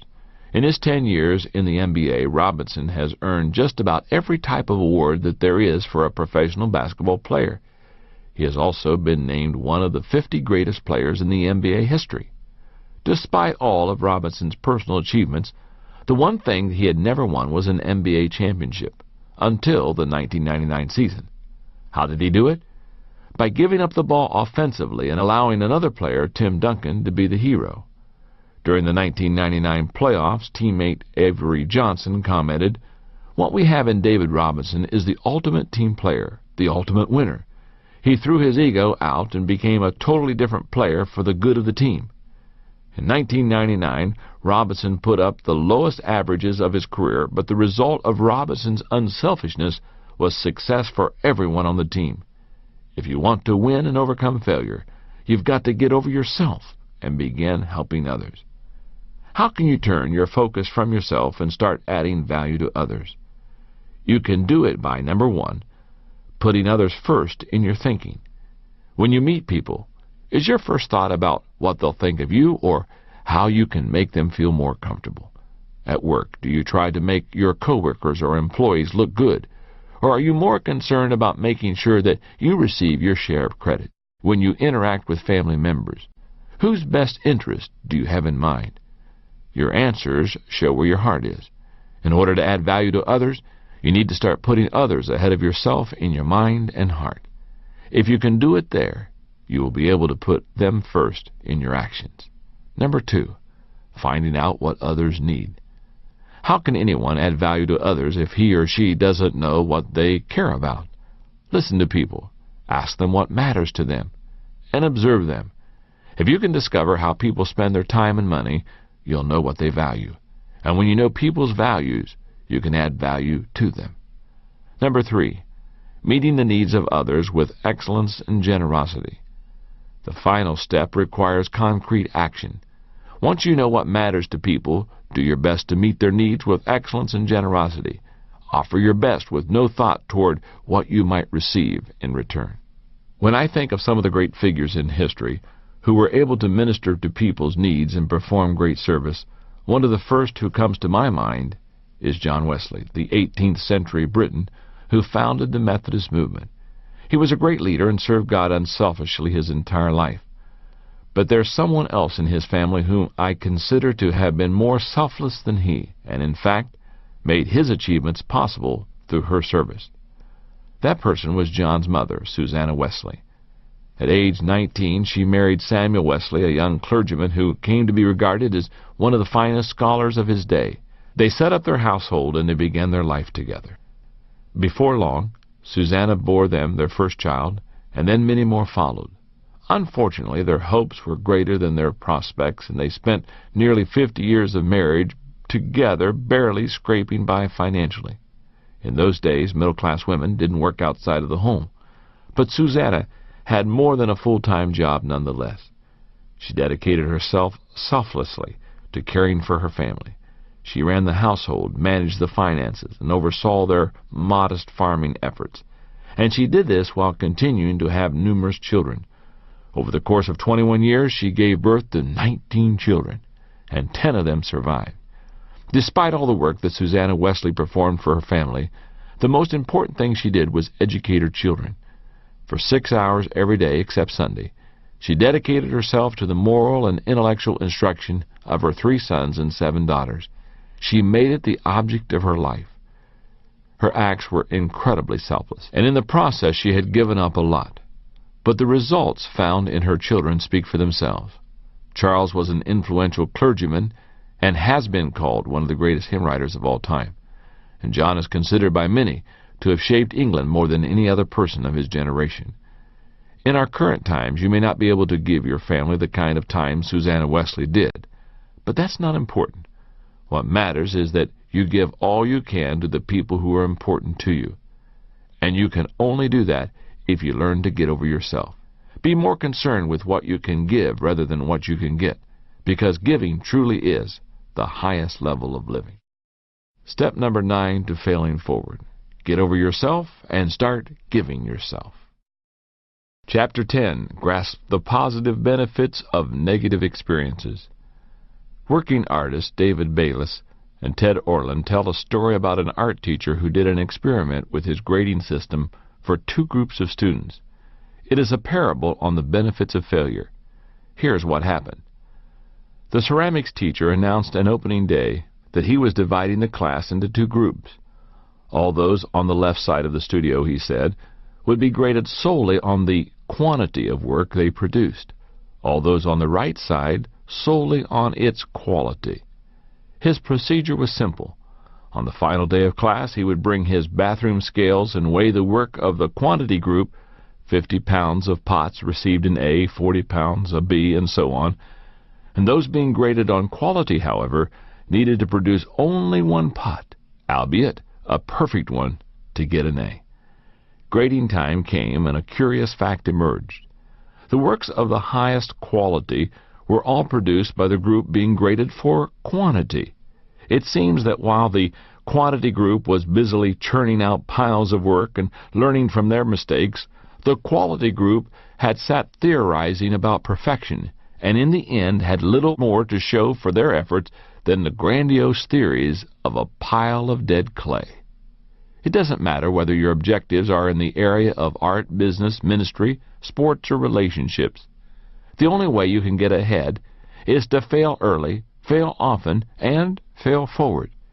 I teach leadership to thousands of people each year at numerous conferences. And one of my greatest concerns is always that some people will go home from the event and nothing will change in their lives. They enjoy the show but fail to implement any of the ideas that were presented to them. I tell people continually, we overestimate the event and we underestimate the process. Every dream that anyone has achieved came because of dedication to a process. People naturally tend toward inertia. That's why self-improvement is always a struggle. But that's also the reason that adversity lies at the heart of every success. The process of achievement comes through repeated failures and the constant struggle to climb to a higher level. Adversity and the failure that often results from it should not only be expected in the process of succeeding, they need to be viewed as an absolutely critical part of it. In fact, the benefits of adversity are many. Listen to some of the key reasons you should embrace adversity and persevere through it. Number 1, adversity creates resilience. Nothing in life breeds resilience like adversity and failure. A study in Time magazine in the mid-1980s described the incredible resilience of a group of people who had lost their jobs 3 times because of plant closings. Psychologists expected them to be discouraged, but they were surprisingly optimistic. Their adversity had actually created an advantage. Number 2, adversity develops maturity. As the world continues to change at a faster and faster rate, maturity with flexibility becomes increasingly important. Those qualities come from weathering difficulties. Harvard Business School professor John Cotter says, "I could imagine a group of executives 20 years ago discussing a candidate for a top job and saying, 'This guy had a big failure when he was 32. Everyone else would say, 'Yep, that's a bad sign.' I can imagine that same group considering a candidate today and saying, 'What worries me about this guy is that he's never failed.' The problems we face and overcome prepare our hearts for future difficulties." Number 3, adversity pushes the envelope of accepted performance. Lloyd Ogilvy says that a friend of his who was a circus performer in his youth described his experience learning to work on the trapeze. He said, "Once you know that the net below will catch you, you stop worrying about falling. You actually learn to fall successfully. What that means is you can concentrate on catching the trapeze swinging towards you and not on falling because repeated falls in the past have convinced you that the net is strong and reliable when you fall. The result of falling and being caught by the net is a mysterious confidence and daring on the trapeze. You fall less. Each fall makes you able to risk more." Number 4, adversity provides greater opportunities. I believe that eliminating problems limits our potential. Just about every successful entrepreneur I've met has numerous stories of adversity and setbacks that open doors to greater opportunity. For example, in 1978, Bernie Marcus was fired from Handy Dan, a do-it-yourself hardware retailer. That prompted Marcus to team with Arthur Blank to start their own business. In 1979, they opened their first store in Atlanta, Georgia. It was called Home Depot. Today, Home Depot has over 760 stores employing more than 150,000 people, and each year they do more than $30 billion in business. I'm sure that Bernie Marcus wasn't very happy about getting fired from his job back at Handy Dan. But if he hadn't been, who knows whether he would have achieved the success he has today. Number 5, adversity prompts innovation. Early in the 20th century, a boy whose family had immigrated from Sweden to Illinois sent 25 cents to a publisher for a book on photography. What he received instead was a book on ventriloquism. What did he do? He adapted and learned ventriloquism. His name was Edgar Bergen, and for over 40 years he entertained audiences with the help of a wooden dummy named Charlie McCarthy. If you want to succeed, you have to learn to make adjustments to the way you do things and try again. Adversity helps to develop that ability. Number 6, adversity brings unexpected benefits. The average person makes a mistake and automatically thinks that it's a failure. But some of the greatest stories of success can be found in the unexpected benefits of mistakes. For example, most people are familiar with the story of Edison and the phonograph. He discovered it while trying to invent something entirely different. But did you also know that Kellogg's cornflakes resulted when boiled wheat was left in a baking pan overnight? Or that ivory soap floats because a batch was left in the mixer too long and had a large volume of air whipped into it? Or that Scout towels were launched when a toilet paper machine put too many layers of tissues together? Number 7, adversity motivates. Years ago, when Bear Bryant was coaching the University of Alabama's football team, the Crimson Tide was ahead by only 6 points in a game with less than 2 minutes remaining in the fourth quarter. Bryant sent his quarterback into the game with the instructions to play it safe and to run out the clock. In the huddle, the quarterback said, "Coach says to play it safe, but that's what they're expecting. Let's give them a surprise." And with that, he called a pass play. When the quarterback dropped back and threw the pass, the defending cornerback, who was a champion sprinter, intercepted the ball and headed toward the end zone, expecting to score a touchdown. The quarterback, who was not known as a good runner, took off after the cornerback and ran him down from behind, tackling him on the 5-yard line. It saved the game. After the clock ran out, the opposing coach approached Bear Bryant and asked, "What's this business about your quarterback not being a runner?" Bear Bryant replied, "Well, your cornerback was running for 6 points. My quarterback, he was running for his life." Nothing can motivate a person like adversity. If you can step back from the negative circumstances you face in life, you will be able to discover that there are almost always positive benefits to your negative experiences. You simply have to be willing to look for them. Bill Vaughan says, "In the game of life, it's a good idea to have a few early losses, which relieves you of the pressure of trying to maintain an undefeated season. Always measure an obstacle next to the size of the dream that you're pursuing. It's all in how you look at it. Try, and you can find the good in every bad experience." One of the most incredible stories of adversity overcome and success gained is that of Joseph of the ancient Hebrews. You may be familiar with the story. He was born the 11th of 12 sons in a wealthy Middle Eastern family whose trade was raising livestock. As a teenager, Joseph alienated his brothers. First, he was his father's favorite, even though he was nearly the youngest. Second, he used to tell his father any time his brothers weren't doing their work properly with the sheep. And third, he made the mistake of telling his older brothers that one day he would be in charge of them. At first, a group of his brothers wanted to kill him, but the eldest Reuben prevented them from doing that. So when Reuben wasn't around, the others sold him into slavery. Joseph ended up in Egypt working in the house of a captain of the guard, a man named Potiphar. Before long, Joseph was running the entire household. He was making the best of a bad situation. But then things got worse. The wife of his master tried to persuade him to sleep with her. When he refused, she accused him of making advances to her and got Potiphar to throw Joseph in prison. But again he made the best of a tough situation. Before long, the warden of the prison had put Joseph in charge of all the prisoners and all the prison's daily activities. While in prison, Joseph got a chance to meet a fellow prisoner who had been an official from Pharaoh's court, the chief cupbearer. And Joseph was able to do him a favor by interpreting a dream the man had. And when he saw that the official was grateful, Joseph made a request of him in return, that he would convince Pharaoh to let him out of prison. Joseph had great hope a few days later when the official was returned to court and the good graces of the monarch. He expected any minute to receive word that Pharaoh was setting him free.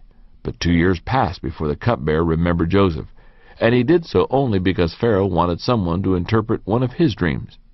In the end, Joseph was able to interpret Pharaoh's dreams, and because the Hebrews showed such great wisdom, the Egyptian ruler put Joseph in charge of the entire kingdom.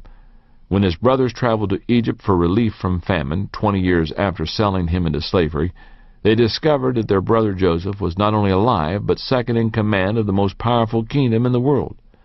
Few people would welcome the adversity of 13 years in bondage as a slave and a prisoner. But as far as we know, Joseph never gave up hope and never lost his perspective, nor did he hold a grudge against his brothers. After their father died, he told them, "You intended to harm me, but God intended it for good to accomplish what is now being done, the saving of many lives." He found the positive benefits in his negative experiences. And if he can do it, so can we. Step number 10 to failing forward. Find the benefit in every bad experience. Let's review now for a moment the first 10 steps to failing forward. Number 1, realize there is only one major difference between average people and achieving people.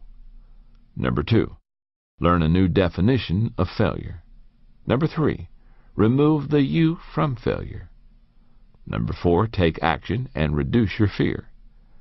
Number 5, change your response to failure by accepting responsibility. Number 6, don't let the failure from outside get inside of you. Number 7, say goodbye to yesterday. Number 8, change yourself and your world changes. Number 9, get over yourself and start giving yourself. And step number 10 to failing forward, find the benefit in every bad experience. Take a moment before you go on in the book and look at those 10 steps to failing forward. Ask yourself, or maybe somebody that's with you, how well do I do on these 10 steps? Some, I'm sure that you are already successfully failing forward. Others, maybe instead of going forward, you're failing backward. Take a moment, evaluate yourself. Work on the weak areas. Evaluate these 10 steps so that you can confidently fail forward. Chapter 11. Take a risk. There's no other way to fail forward. Every era has its great explorers, people willing to face danger to break new ground and discover new worlds. The fuel that makes it possible for those people to conquer new territory is risk, as pioneer aviator Charles Lindbergh emphasized when he said, "What kind of man would live where there is no daring? I don't believe in taking foolish chances, but nothing can be accomplished if we don't take any chances at all." Risk is a funny thing. It's very subjective. Someone may have no trouble plunging off a high tower with a bungee cord attached to his leg, but that same person may look at speaking in front of a group of 20 people as a death-defying risk. To another person, speaking isn't intimidating at all. For example, I love to speak to groups. I've spoken to groups as large as 82,000 people, and it's wonderful. On the other hand, you couldn't get me to bungee jump. So how do you judge whether some activity is worth the risk? Do you base it on your fear? No, you should do some things that scare you. Should you base it on the probability of success? No, I don't think that's the answer either. Risk must be evaluated not by the fear it generates in you or the probability of your success, but by the value of the goal. Allow me to tell you the story of someone who pushed the envelope of risk in order to achieve goals that had great value to her. Her name was Amelia Earhart. She grew up in the Midwest and had a very ordinary childhood. While in her early 20s, she took her first plane ride at Doherty Field in Long Beach, California. She was hooked. She said, "As soon as we left the ground, I knew I myself had to fly." She immediately began working odd jobs to earn the $1,000 that would be required to take flying lessons, and it wasn't long before she was learning how to fly from Anita Snook, another pioneer flyer. Earhart found that learning to fly wasn't easy, or at least not for her, and she had more than her share of crashes, but she persevered. In 1921, Earhart made her first solo. The next year, she set the first of her many aviation records. She piloted planes because she loved to fly, but she also had an agenda. She was trying to break ground for others. She said, "My ambition is to have this wonderful gift produce practical results for the future of commercial flying and for the women who may want to fly tomorrow's planes." By 1935, Amelia Earhart was a seasoned world-class pilot and had done a lot of things to accomplish her goals of opening doors for women and legitimizing commercial aviation. She must have believed the motto of all great achievers: if at first you do succeed, try something harder. Because that's when she decided to embark on her greatest adventure. She intended to fly around the world. Her first leg took her from Oakland to Hawaii, but as she took off from Luke Field near Pearl Harbor, she blew a tire and crashed the plane, causing tremendous damage. She had failed, but she wasn't ready to give up. Her plane was shipped to California for repairs, and she planned out her next attempt. 2 years later, in June of 1937, she again started on her around-the-world voyage, this time heading east. For a month, she and her navigator, Frederick Noonan, made their way. At the end of June, they had flown 22,000 miles. When they took off from New Guinea on July the 2nd, they had great hope because there were only 7,000 miles to go. But they were never seen again. If anyone had been able to talk to Earhart about her last hours, I believe she would have not expressed any regret for attempting what she did. To achieve any worthy goal, you must take risk. Amelia Earhart believed that, and her advice when it came to risk was simple and direct. Decide whether or not the goal is worth the risk involved. If it is, stop worrying. The reality is that everything in life is risky.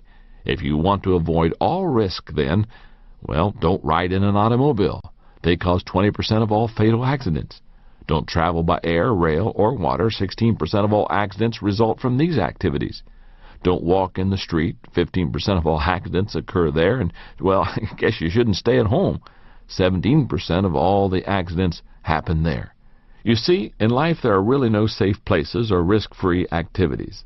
Helen Keller, author, speaker, and advocate for the disabled, asserted, "Security is mostly a superstition. It does not exist in nature, nor do the children of men as a whole experience it. Avoiding danger is no safer in the long run than outright exposure. Life is either a daring adventure or nothing." Everything in life brings risk. It's true that you risk failure if you try something bold because you might miss it. But you're also risking failure if you stand still and don't try anything new. As G.K. Chesterton said, "I do not believe in a fate that falls on men however they act, but I do believe in a fate that falls on them unless they act. The less you venture out, the greater your risk of failure. Ironically, the more you risk failure and actually fail, the greater your chances of success." If risk has such great potential rewards, then why aren't people embracing it as a friend? I believe they don't because they tend to fall into one or more of the following 6 traps. Number 1, the embarrassment trap. Deep down, nobody wants to look bad. And if you take a risk and fall flat on your face, you might embarrass yourself. But the only way to become better is to take steps forward, even shaky ones that cause you to fall down. Little progress is better than no progress at all. Success comes in taking many small steps. Number 2, the rationalization trap. People who get caught in the rationalization trap second-guess everything they do, and as they prepare to take action, they tell themselves it's really not that important. But the truth is, if you wait long enough, nothing is important. Sidney J. Harris says, "Regret for the things we did can be tempered by time. It is regret for the things we did not do that is inconsolable." Number 3, the unrealistic expectation trap. For some reason, many people think everything in life should be easy, and when they find out that achievement takes effort, they give up. But success takes hard work. There's a Latin proverb that says, "If there is no wind, row." As you prepare to take a risk, don't expect to get a favorable wind. Begin with a mindset that you have to row. Then, if you get some help, it will be a pleasant surprise. Number 4, the fairness trap. Psychologist M. Scott Peck begins his book, The Road Less Traveled, with the words, "Life's not fair. That's a fact." But many people never learn it. Instead of acknowledging it and moving on, they expend their energy trying to find fairness. They say to themselves, "I shouldn't have to be the one to do this." Number 5, the timing trap. Some people tend to think that there's a perfect time to do everything, and this isn't it. So they wait. But Jim Stovall advises, don't wait for all the lights to be green before you leave the house. If you wait for the perfect timing, you'll wait forever. Number 6, the inspiration trap. Someone once said, "You don't have to be great to start, but you have to start to be great." Many people want to wait for inspiration before they are willing to step out and take a risk. I find that especially true of people with an artistic bent. But as playwright Oscar Wilde says, when he was asked the difference between a professional writer and an amateur, the difference is that an amateur writes when he feels like it, a professional writes regardless. As you examine the way you live, consider whether you are taking enough risk, not senseless ones, but intelligent ones. Even if you don't fall into one of the 6 traps I just shared, you still may be playing it too safe. How can you tell? By looking at your mistakes. If you are succeeding in everything you do, then you're probably not pushing yourself hard enough. And that means you're not taking enough risks. Step number 11 in failing forward, if at first you do succeed, try something harder. Chapter 12. Make failure your best friend. The idea that you can make failure your best friend may seem very odd to you, but the truth of the matter is that failure is either your friend or your enemy, and you are the one who chooses which. If you play a dirge every time you fail, then failure will remain your enemy. But if you determine to learn from your failures, then you actually benefit from them, and that makes failure your friend. If you repeatedly use your failures as springboards to success, then failure can become your best friend. And here's what I mean. How would you feel about an incident in your life that cost you your nose, half your right arm, and all the fingers on your left hand? I'm guessing that you wouldn't look at it as positive. But that's what happened to Dr. Beck Weathers, and he sees that loss as the defining event in his life, the event that turned everything around for him. What event would cause a man to willingly embrace such a drastic disability? The answer can be found on Mount Everest. You see, Beck Weathers was one of the people on that peak during the now famous incident in 1996 when a blizzard suddenly came in and cost 12 people their lives. Weathers was 49 years old when he ascended Everest. At that point, he had been a mountain climber for 10 years, and it consumed him, so much that it took much time away from his family. For the Everest climb, Weathers signed on with an expedition led by New Zealander Rob Hall. Before the team got to the high camp at 26,000 feet, Weathers was doing fine.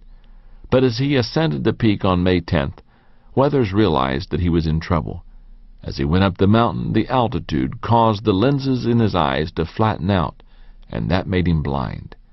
At the time, it seemed that the best decision would be for Weathers to wait where he was, then rejoin the crew as they came back down from the summit. While disappointing, it seemed to be the wisest choice. But it turned into a nightmare. A freak blizzard rapidly enveloped the mountain, dropping the temperature to about 50 degrees below zero and increasing winds to 70 miles per hour. Weathers got left behind on the mountain, and as hours passed, he lapsed into a hypothermic coma. Fellow climbers searched for Weathers for hours, and early in the morning on May 11th they actually found him. But he was covered with ice and barely breathing. They knew he would die, so they left him where he was and radioed to his wife that he was dead. No person has ever recovered out of a hypothermic coma and survived except Beck Weathers. Somehow he revived, got up, found his way, and staggered back into camp. His jacket was open. His face was black beyond recognition with frostbite, and his exposed right arm was marble white and frozen upright in front of him. Even after his miraculous return to camp, nobody thought Weathers would survive. But he kept pulling through. Back home in Dallas, he received medical attention. He underwent 10 surgeries where they amputated the fingers on his left hand, amputated his right arm near the elbow, and reconstructed a new nose using tissue from other parts of his body. Through it all, Weathers went through a radical learning process. He believes he traded his hands for something more valuable, lessons about himself, his values, and life. Beck Weathers' attitude reflects more than just gratitude for surviving a great tragedy that should have killed him. He displays a teachability that has allowed him to change his life for the better. He has failed forward by making hardship his best friend. Fortunately, you don't have to be left for dead on top of the world's highest mountain to become teachable and learn how to make failure your friend. You can do it from the safety of your own home. All it requires is the right attitude. Your attitude toward failure determines your altitude after failure. Some people never understand that. As Louis Armstrong once quipped, there are some people that if they don't know, you can't tell them. Teachability is a mindset that says no matter how much I know or think I know, I can learn from this situation. That kind of thinking can help you turn adversity into advantage. Anyone can make failure a friend by maintaining a teachable attitude and using a strategy for learning from failure. To turn losses into profits, I recommend that you ask the following questions every time you face adversity. Question number 1. What caused the failure? The situation, someone else, or myself? Where did things break down? Were you in a no-win situation? Did another person create the problem? Did you make a mistake? When Beck Weathers looked at his Mount Everest experience after the fact, he determined that he had made mistakes which led to his failure.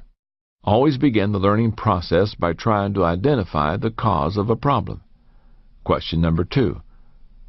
Was what happened truly a failure, or did I just fall short? What we think is our fault may have really been an attempt to fulfill unrealistic expectations. It doesn't matter whether we place them on ourselves or someone else does. If a goal is unrealistic and we miss it, that is not a failure. Question number 3. What successes are contained in the failure? There's an old saying that states, "The gem cannot be polished without friction, nor man perfected without trials." No matter what kind of failure you experience, there is always a potential jewel of success contained in it. Sometimes it may be difficult to find, but you can discover it if you are willing to look for it. Question number 4. What can I learn from what happened? I enjoy reading the comic strip Peanuts by Charles Schulz. One of my favorites has Charlie Brown at the beach building a beautiful sandcastle. As he stands back to admire his work, it is suddenly consumed by a huge wave. Looking at the smooth sand mound that has been his creation a moment before, he says, "There must be a lesson here, but I don't know what it is." That's the way many people approach adversity. They are so consumed by the events they experience that they become bewildered and miss the whole learning experience. But there is always a way to learn from failures and mistakes. Poet Lord Byron was right when he stated, "Adversity is the first path to truth." Question number 5. Am I grateful for the experience? One of the ways to maintain a teachable mindset is to cultivate an attitude of gratitude, and that's possible even in the face of great disappointment. For example, American sprinter Eddie Hart missed a preliminary heat for the 100-meter sprint in the 1972 Olympics in Munich. As a result, he lost his chance to win an individual gold medal. But he said it made him all the more grateful for the medal he received as a member of the relay team, and for the lesson it taught him about living with defeats. As you come away from failure, try to cultivate a similar sense of gratitude. Question number 6. How can I turn this into a success? Author William Marston says, "If there is any single factor that makes for success in living, it is the ability to draw dividends from defeat. Every success I know has been reached because the person was able to analyze defeat and actually profit from it in the next undertaking." Determining what went wrong in a situation has value, but taking that analysis another step and figuring out how to use it to your benefit is the real difference maker when it comes to failing forward. Question number 7. Who can help me with this issue? People say there are 2 kinds of learning: experience, which is gained from your own mistakes, and wisdom, which is learned from the mistakes of others. I recommend that you learn from the mistakes of others as much as possible. After all, you will never live long enough to make them all yourself. Seek advice, but make sure it's from someone who has successfully handled his or her failures. Question number 8. Where do I go from here? Once all the thinking is done, you've got to figure out what to do next. In their book, Everyone's a Coach, Don Shula and Ken Blanchard state, learning is defined as a change in behavior. You haven't learned a thing until you take action and use it.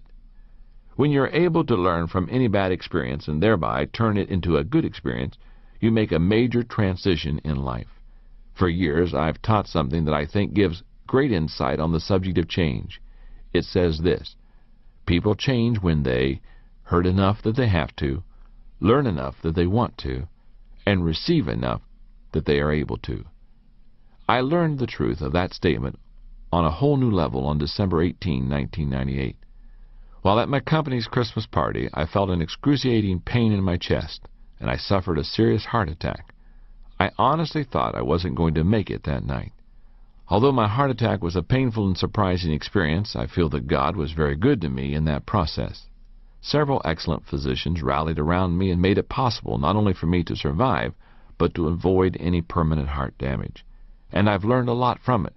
For example, when it comes to telling the important people in your life how much you love them, you can never do it often enough. I believe my work on earth is not yet finished, and God has spared me so that I can complete it. I've learned that I must change my living habits for the sake of my health, the quality of my life, and the impact I desire to make in the future. My cardiologist, Dr. Marshall, told me that men who survive an early heart attack and learn from it live longer and healthier lives than those who never suffer a heart attack. And I have determined to learn from the experience. I've changed my diet. I'm also exercising every day, and I'm striving to live a more balanced life. But you don't need to suffer a heart attack or be caught in a blizzard on Mount Everest to make failure your best friend. In fact, I don't recommend it. All you have to do is maintain a teachable heart and be eager to learn every time you fail. Step number 12 in failing forward: learn from a bad experience and make it a good experience. Chapter 13, Avoid the Top 10 Reasons People Fail. I don't put much stock in the idea of luck. I think that normally things go well or poorly for people based on their actions. I believe that for the most part you create your own luck by working hard, practicing self-discipline, remaining persistent, and making personal growth a daily priority.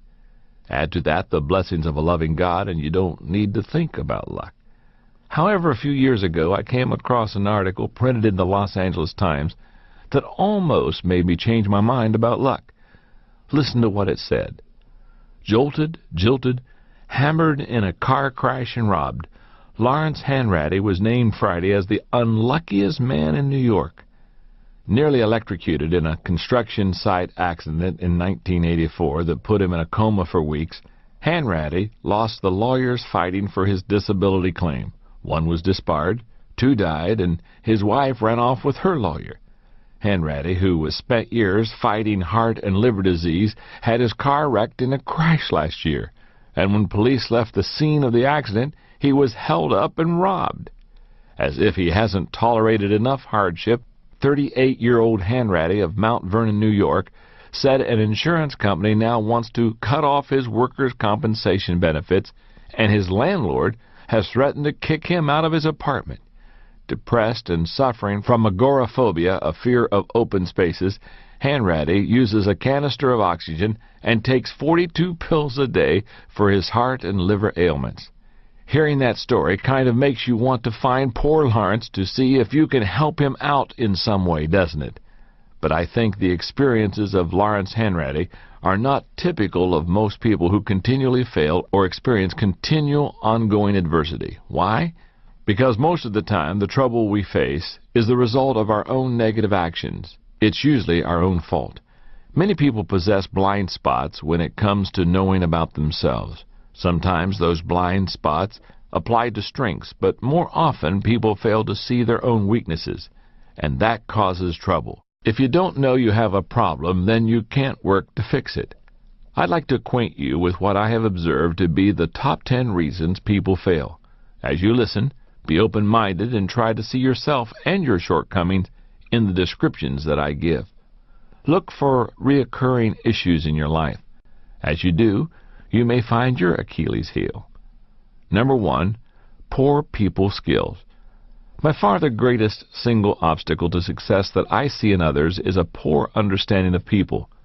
A while back, the Wall Street Journal printed an article on the top reasons that executives fail. At the top of the list was a person's inability to effectively relate to others. How are you when it comes to working with people? Are you genuine and authentic? Or do you continually put up a front? Do you listen carefully to others, or do you spend most of your time doing the talking when you're with people? Do you expect everyone else to conform to your wishes, your schedule, and your agenda?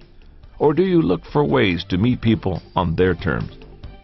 If you haven't learned how to get along with people, you will always be fighting a battle to succeed. However, if you can make people skills a strength, it will take you farther than any other skill you develop.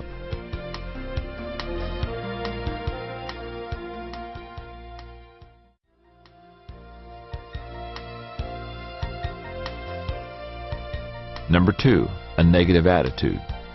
How you react to circumstances of your life has everything to do with your well-being and your success. W. Clement Stone tells a story about a young bride who traveled with her husband to the California desert during World War II.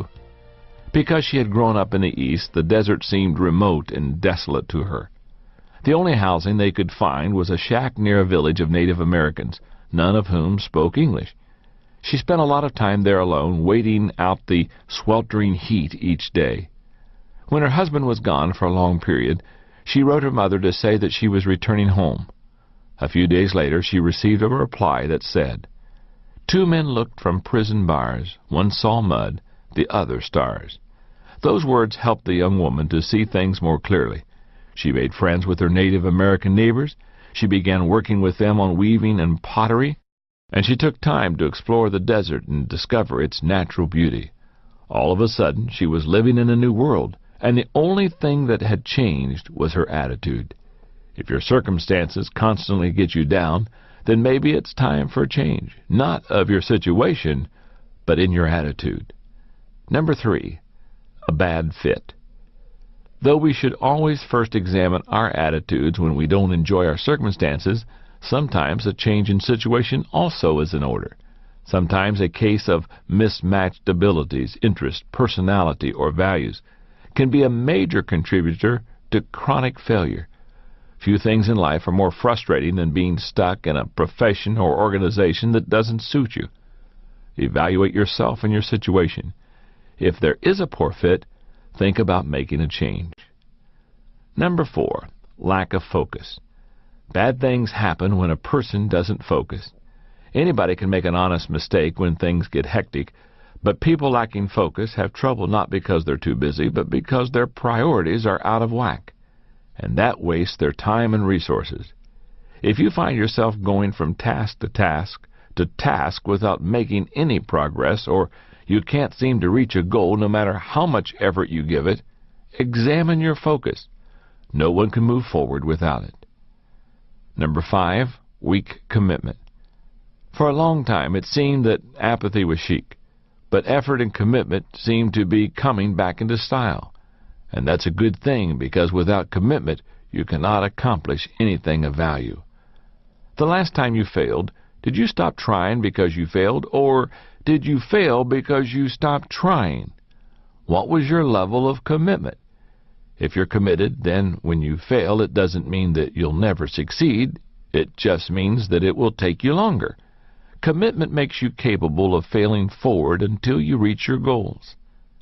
Number 6, unwillingness to change. Perhaps the greatest enemy to achievement, personal growth, and success is inflexibility. Some people seem to be so in love with the past that they can't deal with the present. You don't have to love change in order to be successful, but you do need to be willing to accept it. Change is the great catalyst for personal growth. It gets you out of a rut, it gives you a fresh start, and it affords you an opportunity to reevaluate your direction. If you resist change, you're really resisting success. Learn flexibility, or learn to like living with your failures. Number 7, a shortcut mindset. One of the most common obstacles to success is the desire to cut corners and take the short road to success. But shortcuts never pay off in the long run. As Napoleon said, victory belongs to the most persevering. Most people tend to underestimate the time it takes to achieve something of value, but to be successful, you have to be willing to pay your dues. James Watt spent 20 years laboring to perfect his steam engine. William Harvey labored night and day for 8 years to prove how blood circulated in the human body, and it took another 25 years for the medical profession to acknowledge that he was right. Cutting corners is really a sign of impatience and poor self-discipline. If you are willing to follow through, you can achieve a breakthrough. That's why Albert Gray says, "The common denominator of success lies in forming the habit of doing things that failures don't like to do." Number 8, relying on talent alone. Talent is overrated, not because it doesn't have value, but because talent alone isn't enough to take a person through the multiple failures that life brings. Adding a strong work ethic to talent is like pouring gasoline on a fire. It's explosive. But the greater your talent, the more likely you are to lean heavily on it and skip the hard day-to-day work of improving it. If you possess this negative tendency, put yourself on a growth plan so that you can make the most of whatever God-given talent you have.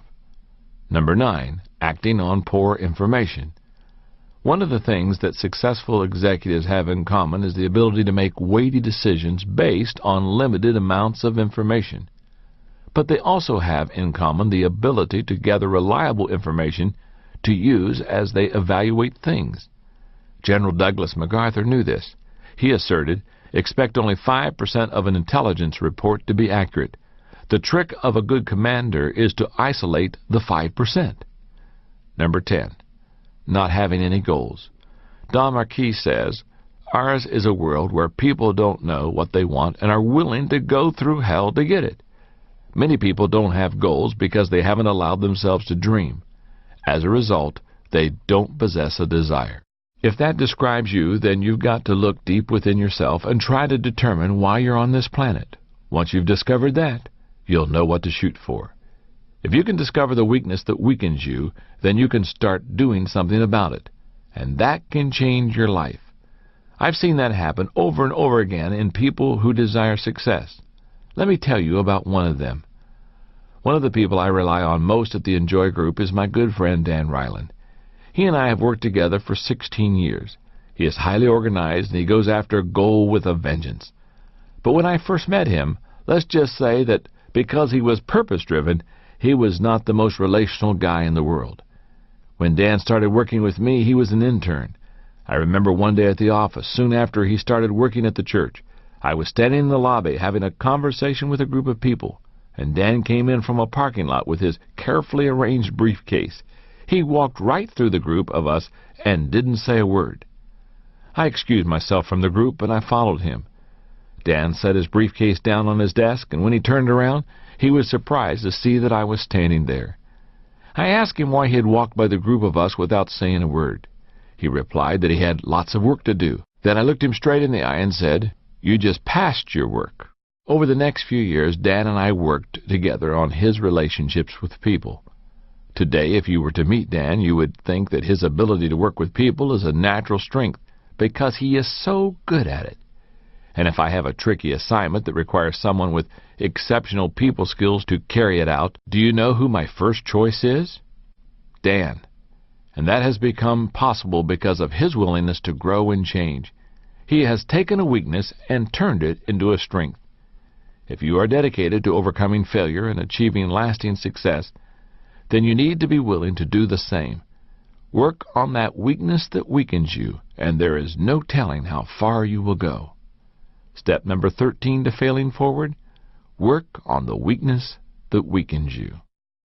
Chapter 14. The little difference between failure and success makes a big difference. Most unsuccessful people believe that a huge gaping chasm stands between them and success. They suspect deep down that they will never be able to cross that void and get to the other side in achieving their dreams. But I want to let you in on a little secret. There's not much difference between failure and success, and the little difference there is makes a big difference. What creates that difference? Let me share a story with you, and you will be able to guess what the difference maker is. I think everybody in the United States has heard of Macy's department store, thanks to their famous Thanksgiving Day parade and the movie Miracle on 34th Street. But fewer people know about the man who founded the store in 1858. His name was R.H. Macy.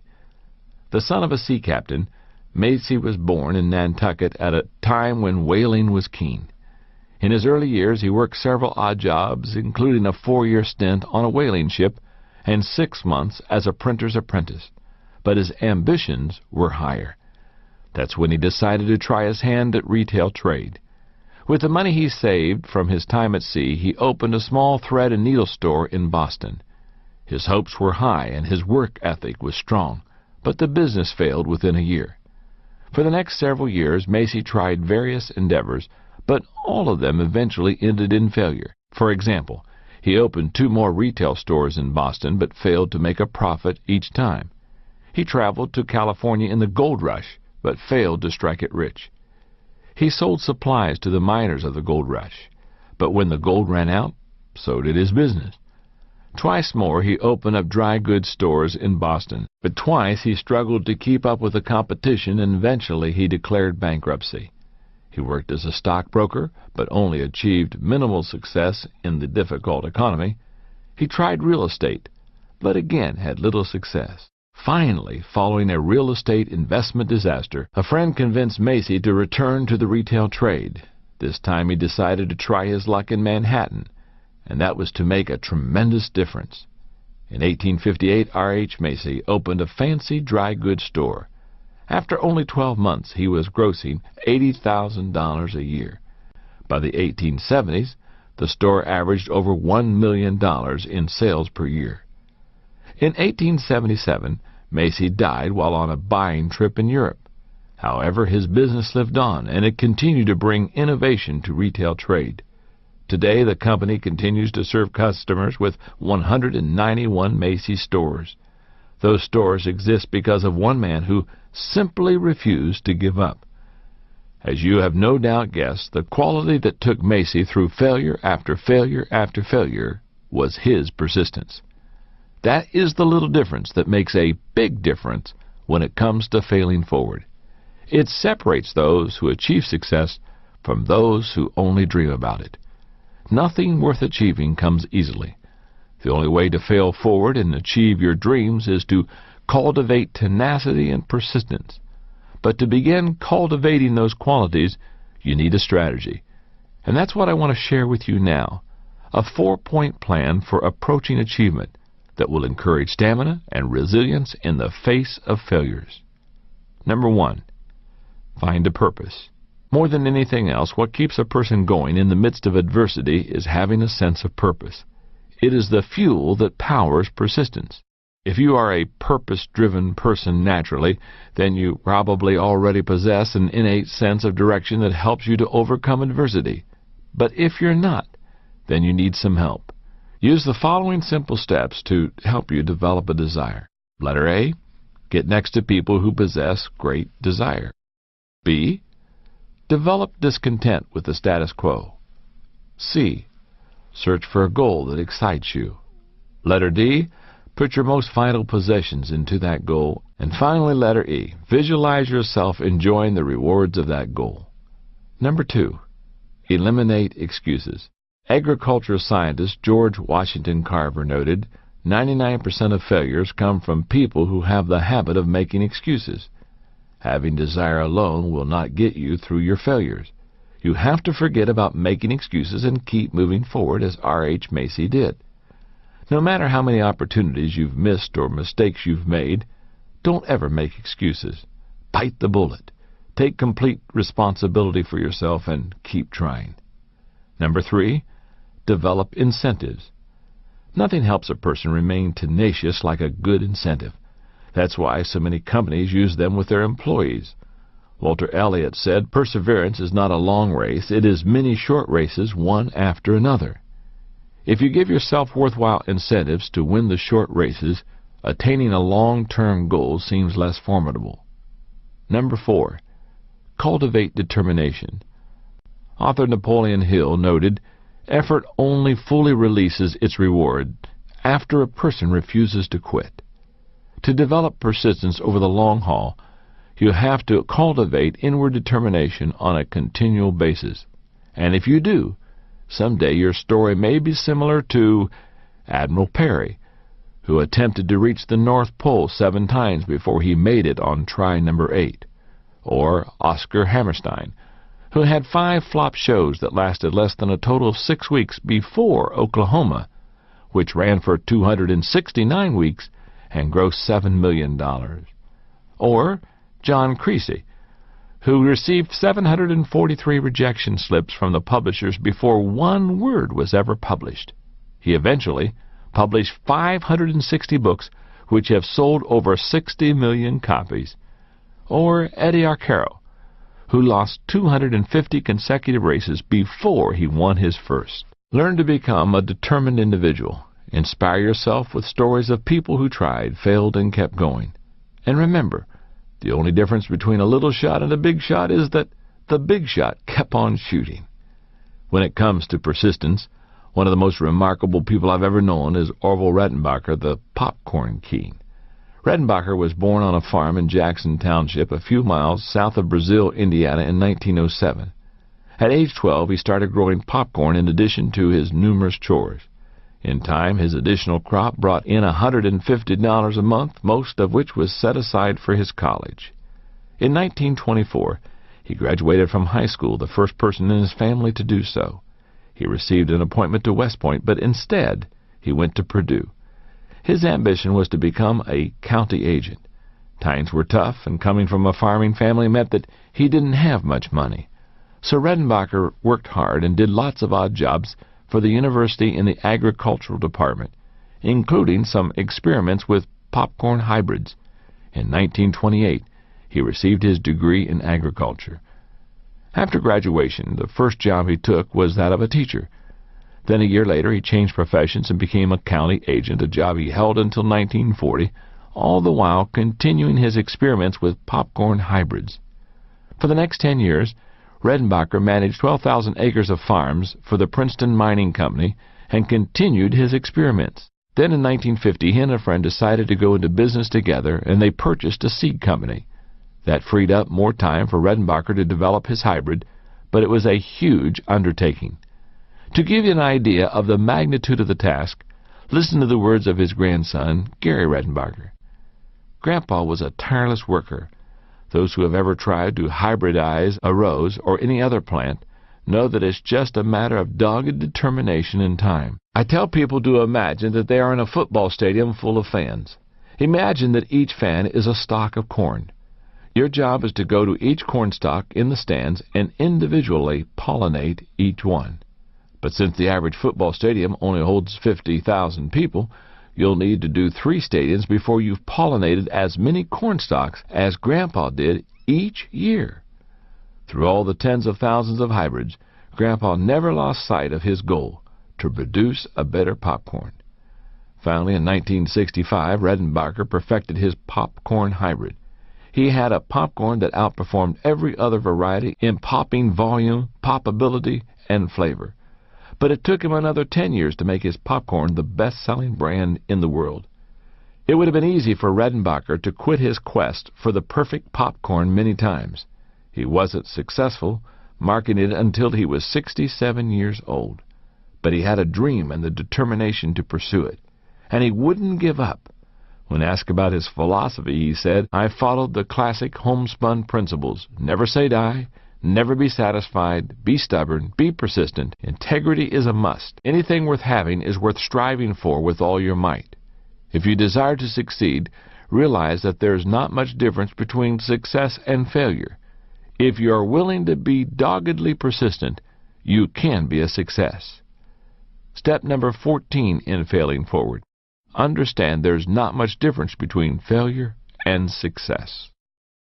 Chapter 15. It's what you do after you get back up that counts.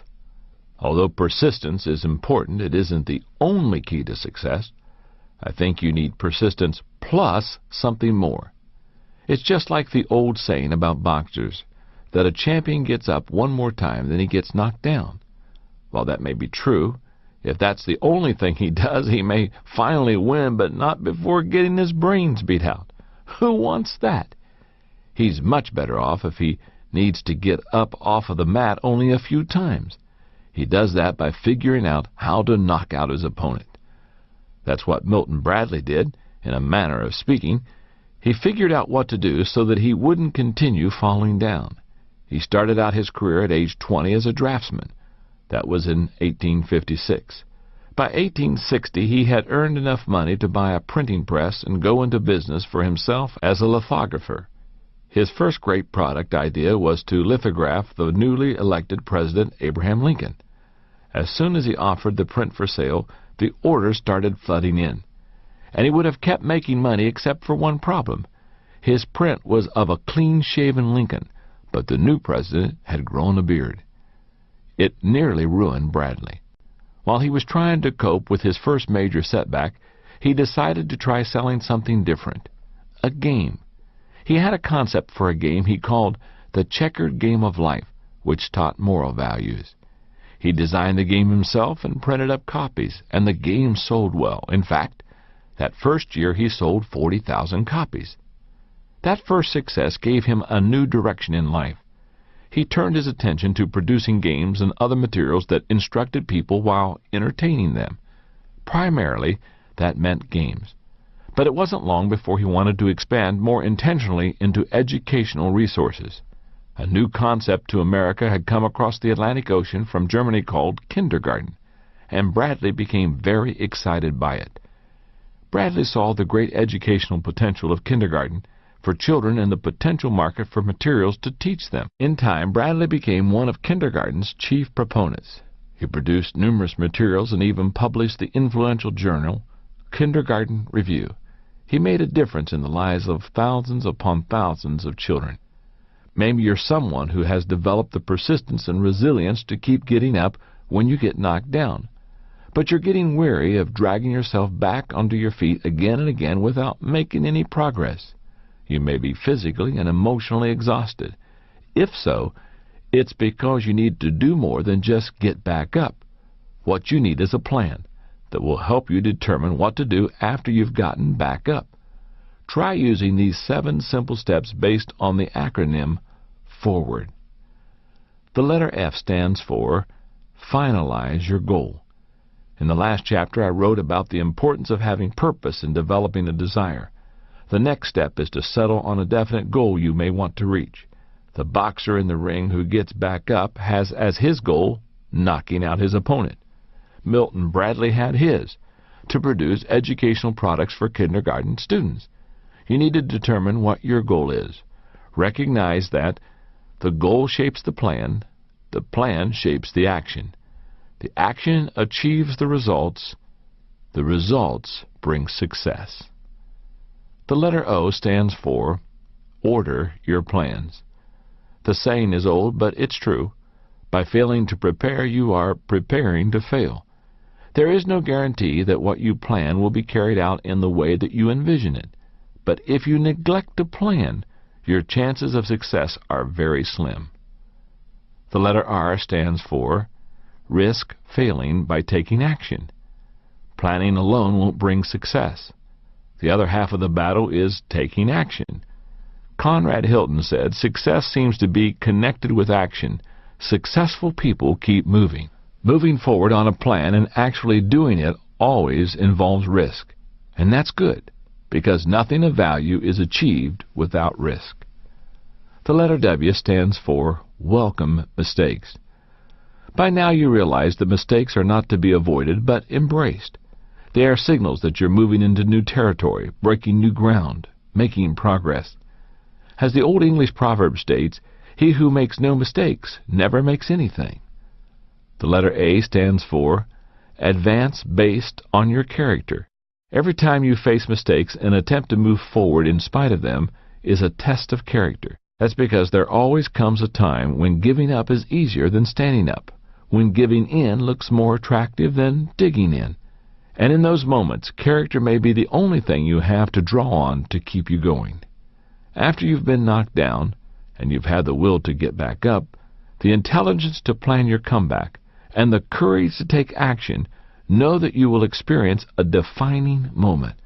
And it will define you, as an achiever or as someone who quit. The letter R stands for Reevaluate Your Progress Continually. The value of fighting through the difficult times and overcoming mistakes is that you have the opportunity to learn and adjust. Katie Payne, CEO of the Delahaye Group, says, "Business culture teaches us never to admit our mistakes, but to bury them instead, or to blame somebody else. And most personal and project reviews don't really do much to uncover mistakes. If we wait until we've finished a project to conduct a post-mortem, people will forget the mistake, or they'll build up a grudge against the coworker. Either way, we lose a learning opportunity." The letter D stands for Develop New Strategies to Succeed. Lester Thurlow said, "A competitive world has 2 possibilities for you. You can lose, or if you want to win, you can change. Once you develop a plan and put it into action, you're not done. In fact, if you want to succeed, you're never done. Success is in the journey, the continual process. And no matter how hard you work, you will not create the perfect plan nor execute it without error. You will never get to the point where you no longer make mistakes. But that's okay. Failures are milestones on the success journey. Each time you plan, risk, fail, reevaluate, and adjust, it gives you another opportunity to begin again, only better than the last time. As 67-year-old Thomas Edison said after he watched his laboratory burn to the ground, "Thank goodness all our mistakes were burned up. Now we can start again fresh." Starting over usually isn't easy, to say the least, but it sure can bring incredible results. I was reminded of that on a trip I took to Asia in the fall of 1999. My favorite stop on that trip was in Singapore. It's incredible. It's the most modern country in the world. Our tour guide, Susanna Fu, told us that Singapore was part of the British Empire for more than a century. After World War II, as the British granted independence to more and more members of their former empire, the people of Singapore began to think about their own independence, but the British were skeptical. Singapore had no natural resources and no experience in government. In 1959, when Singapore was granted its independence, the country didn't do well. That's when they decided that their best hope was to attach themselves to Malaysia, which they did in 1963. But the Malaysians didn't get along well with the people of Singapore, and after 2 years, Malaysia severed ties with them. The country's leader, Prime Minister Lee Kuan Yew, felt that the country had been cast adrift, with few prospects and little hope. There was only one thing to do: work themselves out of the horrible situation that they were in. Yew wrestled with the problems until he had a plan. Number 1, bring in industry. His first objective was to bring in industries that would employ many low-skilled workers so that the people would have jobs. 2, create public housing. He wanted the people's quality of living to improve and to inspire them. They would move into better housing, but they would pay for it themselves. Number 3, send people to school. The only way for the country to improve was for the people to improve themselves. He would make education affordable for everyone. Number 4, set up a banking system. The goal was nothing short of making Singapore the financial center of Asia. Number 5, encourage international travel. Singapore would become a business and tourist destination with a world-class airport. Prime Minister Yew's goal was lofty and his plan was ambitious, but the people of Singapore persevered. First, they received hundreds of millions of dollars in loans from the World Bank and the countries of England and Japan. Next, they started bringing in experts from around the world to help them, carefully selecting representatives from countries who led their fields. From Japan and Germany, technical advisors to set up factories. From Sweden and Holland, experts on banking and financing. From Israel, Army advisors. From New Zealand and Australia, Air Force and Naval advisors. Then they brought in 1,200 companies from the United States and Japan, including General Electric, IBM, Hewlett-Packard, Philips, Sony, Mitsubishi, Caterpillar, Texas Instruments, Mobil Oil, and others. As our guide Susanna Fu told us the story, she fought back the tears. She had been one of the struggling, uneducated people that the country had helped to make a better life. As a teenager in the 1960s, she had dropped out of high school. But as the country got on track, so did she. She went back to night school and improved herself. Today, now in her 50s, she understands the incredible distance she and her country have traveled. She has seen Singapore City go from a land of swamp and scrub to a great international city. And she has seen the people go from ignorant and helpless to a rugged, disciplined group of achievers. I'm not sure when I will get back to Singapore, but as I left, I realized that I would not forget Susanna Fu or her beautiful city. In all the countries and cities I've ever been, no place better exemplified what it means to fail forward. Step number 15 in failing forward: get up, get over it, and get going. Chapter 16. Now you're ready to fail forward. Well, now you know what it takes to fail forward. I believe wholeheartedly in what I've shared with you. Let's review all 15 steps to failing forward. Number 1. Realize there's one major difference between average people and achieving people. Number 2. Learn a new definition of failure. Number 3. Remove the you from failure. Number 4. Take action and reduce your fear. Number 5. Change your response to failure by accepting responsibility. Number 6, don't let failure from outside get inside of you. Number 7, say goodbye to yesterday. Number 8, change yourself and your world changes. Number 9, get over yourself and start giving yourself. Number 10, find the benefit in every bad experience. Number 11, if at first you do succeed, try something harder. Number 12, learn from a bad experience and make it a good experience. Number 13, work on the weakness that weakens you. Number 14, understand there's not much difference between failure and success. And number 15, get up, get over it, and get going. Those are the steps. But I have to say that they may not really hit home with you until you see them in the life of somebody you consider to be a lot like you. Let me tell you about a friend of mine named Dave Anderson. Dave is an entrepreneur that I met at a leadership conference that I recently taught in Kenosha, Wisconsin.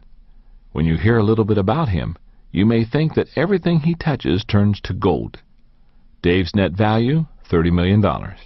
Education, master's degree from Harvard University.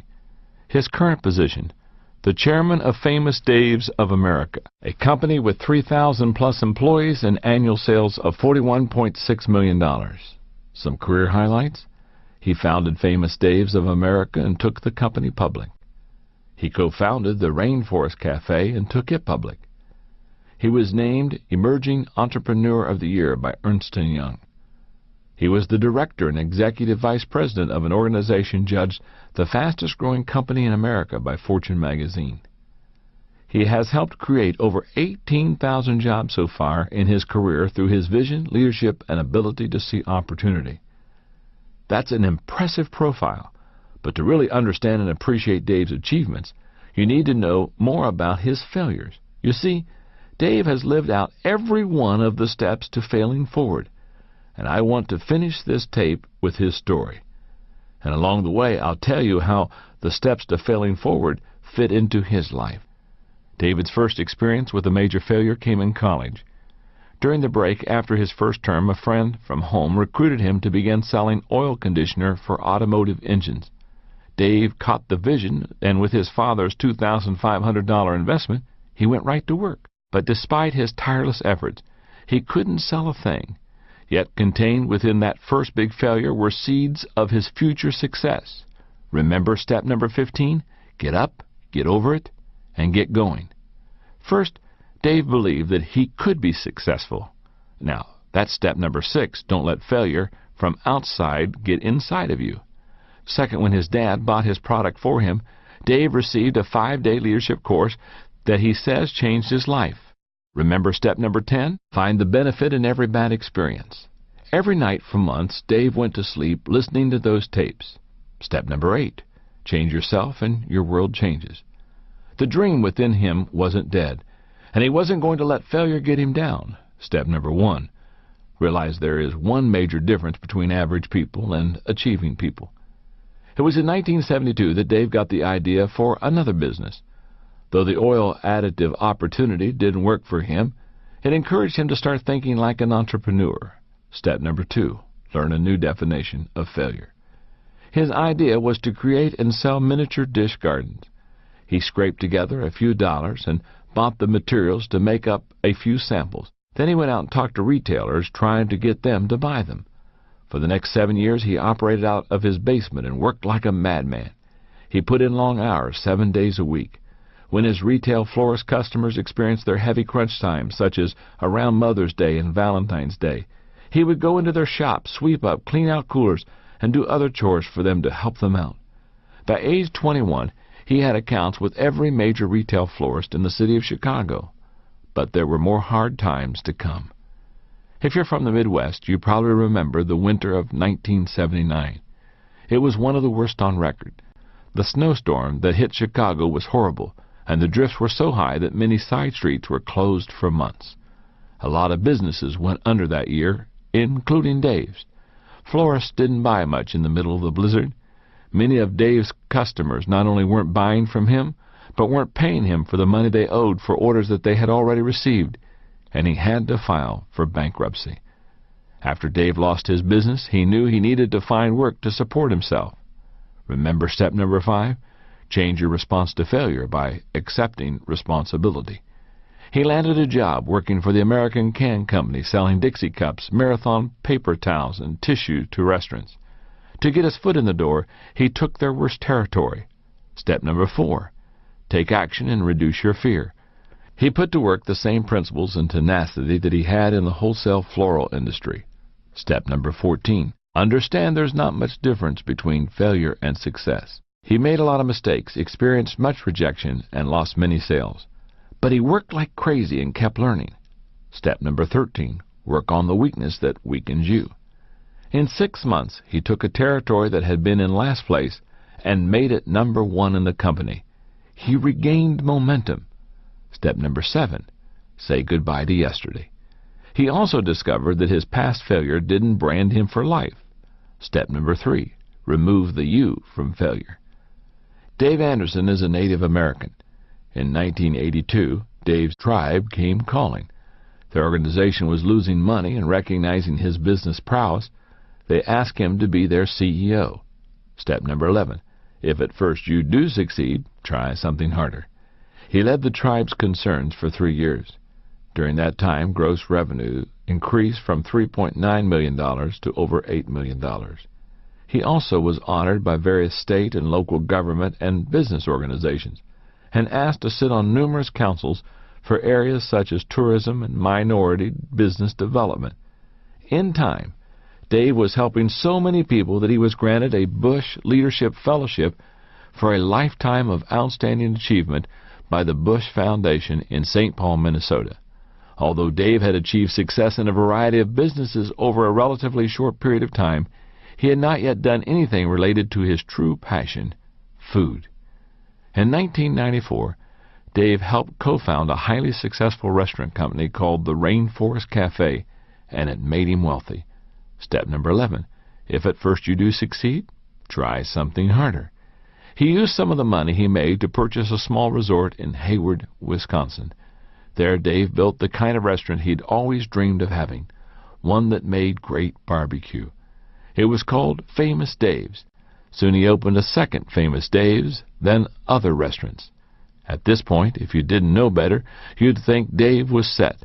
But Dave was on the verge of facing the lowest point of his life and his greatest obstacle, himself.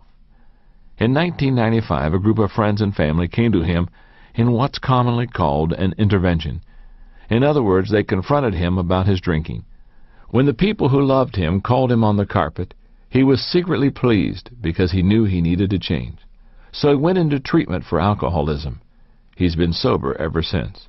Dave knew he needed to change, and in the years since he turned his life around, he has seen lots of change in himself. Now continual learning and growth are the hallmarks of his life. Step number 12. Learn from a bad experience and make it a good experience.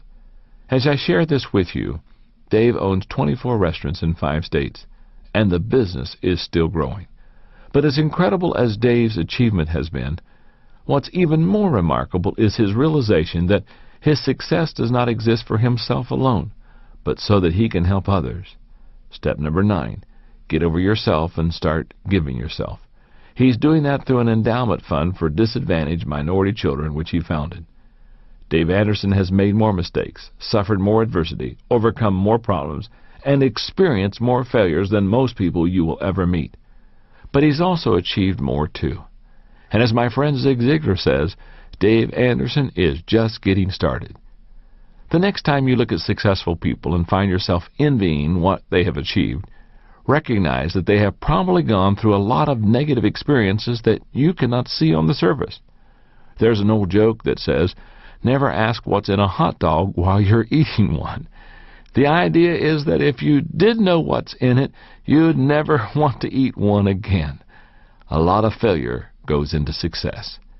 If you really want to achieve your dreams, I mean really achieve them, not just daydream or talk about them, you've got to get out there and fail. Fail early, fail often, but always fail forward. Turn your mistakes into stepping stones for success. And now that you know how to fail forward, you won't have to give up either. I wish you well. keep dreaming. And my friend, keep failing forward.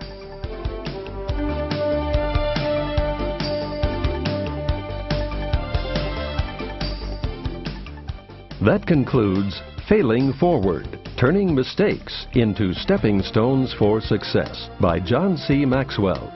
Look for the complete book and other books and audiobooks by John C. Maxwell, including The 21 Irrefutable Laws of Leadership and Developing the Leader Within You, in quality bookstores everywhere. This has been a presentation of Nelson Audio.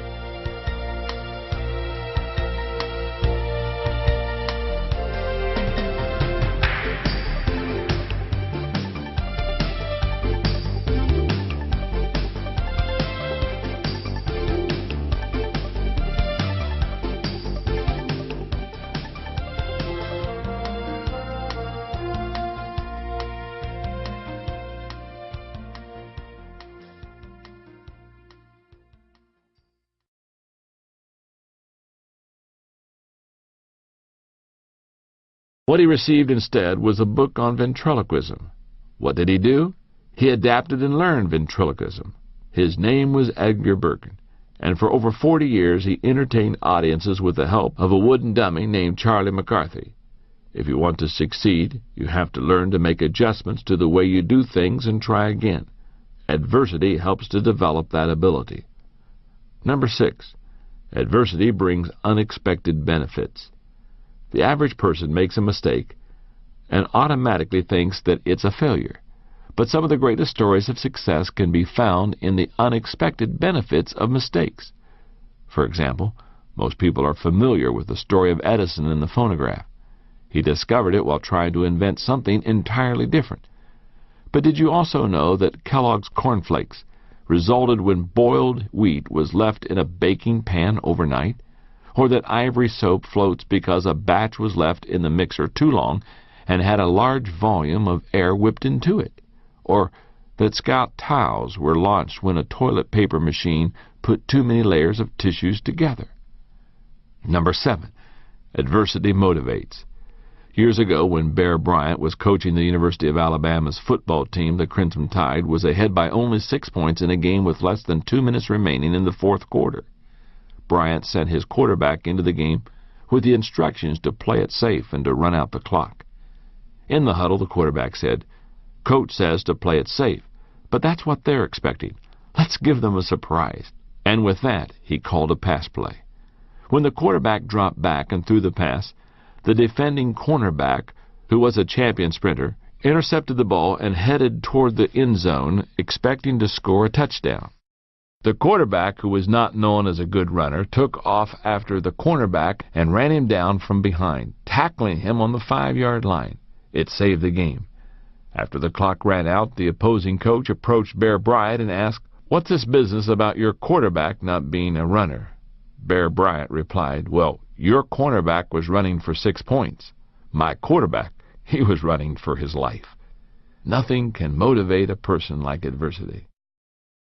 If you can step back from the negative circumstances you face in life, you will be able to discover that there are almost always positive benefits to your negative experiences. You simply have to be willing to look for them.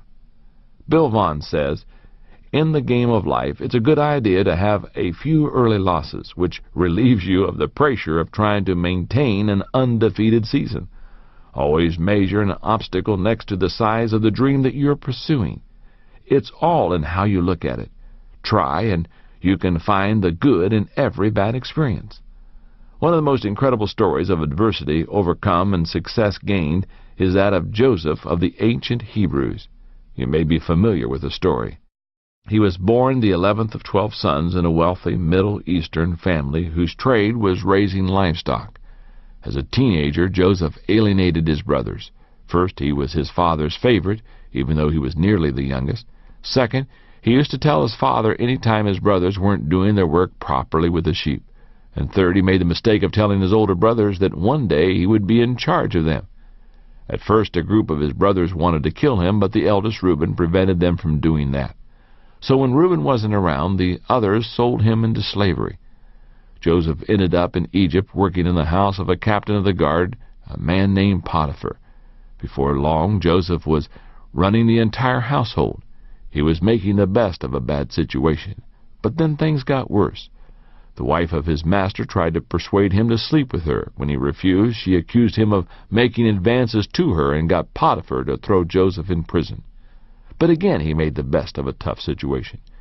Before long, the warden of the prison had put Joseph in charge of all the prisoners and all the prison's daily activities. While in prison, Joseph got a chance to meet a fellow prisoner who had been an official from Pharaoh's court, the chief cupbearer. And Joseph was able to do him a favor by interpreting a dream the man had. And when he saw that the official was grateful, Joseph made a request of him in return, that he would convince Pharaoh to let him out of prison. Joseph had great hope a few days later when the official was returned to court and the good graces of the monarch. He expected any minute to receive word that Pharaoh was setting him free. But 2 years passed before the cupbearer remembered Joseph, and he did so only because Pharaoh wanted someone to interpret one of his dreams. In the end, Joseph was able to interpret Pharaoh's dreams, and because the Hebrews showed such great wisdom, the Egyptian ruler put Joseph in charge of the entire kingdom. When his brothers traveled to Egypt for relief from famine 20 years after selling him into slavery, they discovered that their brother Joseph was not only alive, but second in command of the most powerful kingdom in the world. Few people would welcome the adversity of 13 years in bondage as a slave and a prisoner, but as far as we know, Joseph never gave up hope and never lost his perspective, nor did he hold a grudge against his brothers. After their father died, he told them, "You intended to harm me, but God intended it for good to accomplish what is now being done, the saving of many lives." He found the positive benefits in his negative experiences, and if he can do it, so can we. Step number 10 to failing forward. Find the benefit in every bad experience. Let's review now for a moment the first 10 steps to failing forward. Number 1, realize there is only one major difference between average people and achieving people. Number 2, learn a new definition of failure. Number 3, remove the you from failure. Number 4, take action and reduce your fear. Number 5, change your response to failure by accepting responsibility. Number 6, don't let the failure from outside get inside of you. Number 7, say goodbye to yesterday. Number 8, change yourself and your world changes. Number 9, get over yourself and start giving yourself. And step number 10 to failing forward, find the benefit in every bad experience. Take a moment before you go on in the book and look at those 10 steps to failing forward. Ask yourself, or maybe somebody that's with you, how well do I do on these 10 steps? Some, I'm sure that you are already successfully failing forward. Others, maybe instead of going forward, you're failing backward. Take a moment, evaluate yourself. Work on the weak areas. Evaluate these 10 steps so that you can confidently fail forward. Chapter 11. Take a risk. There's no other way to fail forward. Every era has its great explorers, people willing to face danger to break new ground and discover new worlds. The fuel that makes it possible for those people to conquer new territory is risk, as pioneer aviator Charles Lindbergh emphasized when he said, "What kind of man would live where there is no daring? I don't believe in taking foolish chances, but nothing can be accomplished if we don't take any chances at all." Risk is a funny thing. It's very subjective. Someone may have no trouble plunging off a high tower with a bungee cord attached to his leg, but that same person may look at speaking in front of a group of 20 people as a death-defying risk. To another person, speaking isn't intimidating at all. For example, I love to speak to groups. I've spoken to groups as large as 82,000 people, and it's wonderful. On the other hand, you couldn't get me to bungee jump. So how do you judge whether some activity is worth the risk? Do you base it on your fear? No, you should do some things that scare you. Should you base it on the probability of success? No, I don't think that's the answer either. Risk must be evaluated not by the fear it generates in you or the probability of your success, but by the value of the goal. Allow me to tell you the story of someone who pushed the envelope of risk in order to achieve goals that had great value to her. Her name was Amelia Earhart. She grew up in the Midwest and had a very ordinary childhood. While in her early 20s, she took her first plane ride at Doherty Field in Long Beach, California. She was hooked. She said, "As soon as we left the ground, I knew I myself had to fly." She immediately began working odd jobs to earn the $1,000 that would be required to take flying lessons, and it wasn't long before she was learning how to fly from Anita Snook, another pioneer flyer. Earhart found that learning to fly wasn't easy, or at least not for her, and she had more than her share of crashes, but she persevered. In 1921, Earhart made her first solo. The next year, she set the first of her many aviation records. She piloted planes because she loved to fly, but she also had an agenda. She was trying to break ground for others. She said, "My ambition is to have this wonderful gift produce practical results for the future of commercial flying and for the women who may want to fly tomorrow's planes." By 1935, Amelia Earhart was a seasoned world-class pilot and had done a lot of things to accomplish her goals of opening doors for women and legitimizing commercial aviation. She must have believed the motto of all great achievers: if at first you do succeed, try something harder. Because that's when she decided to embark on her greatest adventure. She intended to fly around the world. Her first leg took her from Oakland to Hawaii, but as she took off from Luke Field near Pearl Harbor, she blew a tire and crashed the plane, causing tremendous damage. She had failed, but she wasn't ready to give up. Her plane was shipped to California for repairs, and she planned out her next attempt. 2 years later, in June of 1937, she again started on her around-the-world voyage, this time heading east. For a month, she and her navigator, Frederick Noonan, made their way. At the end of June, they had flown 22,000 miles. When they took off from New Guinea on July the 2nd, they had great hope because there were only 7,000 miles to go. But they were never seen again. If anyone had been able to talk to Earhart about her last hours, I believe she would have not expressed any regret for attempting what she did. To achieve any worthy goal, you must take risk. Amelia Earhart believed that, and her advice when it came to risk was simple and direct. Decide whether or not the goal is worth the risk involved. If it is, stop worrying. The reality is that everything in life is risky. If you want to avoid all risk, then, well, don't ride in an automobile. They cause 20% of all fatal accidents.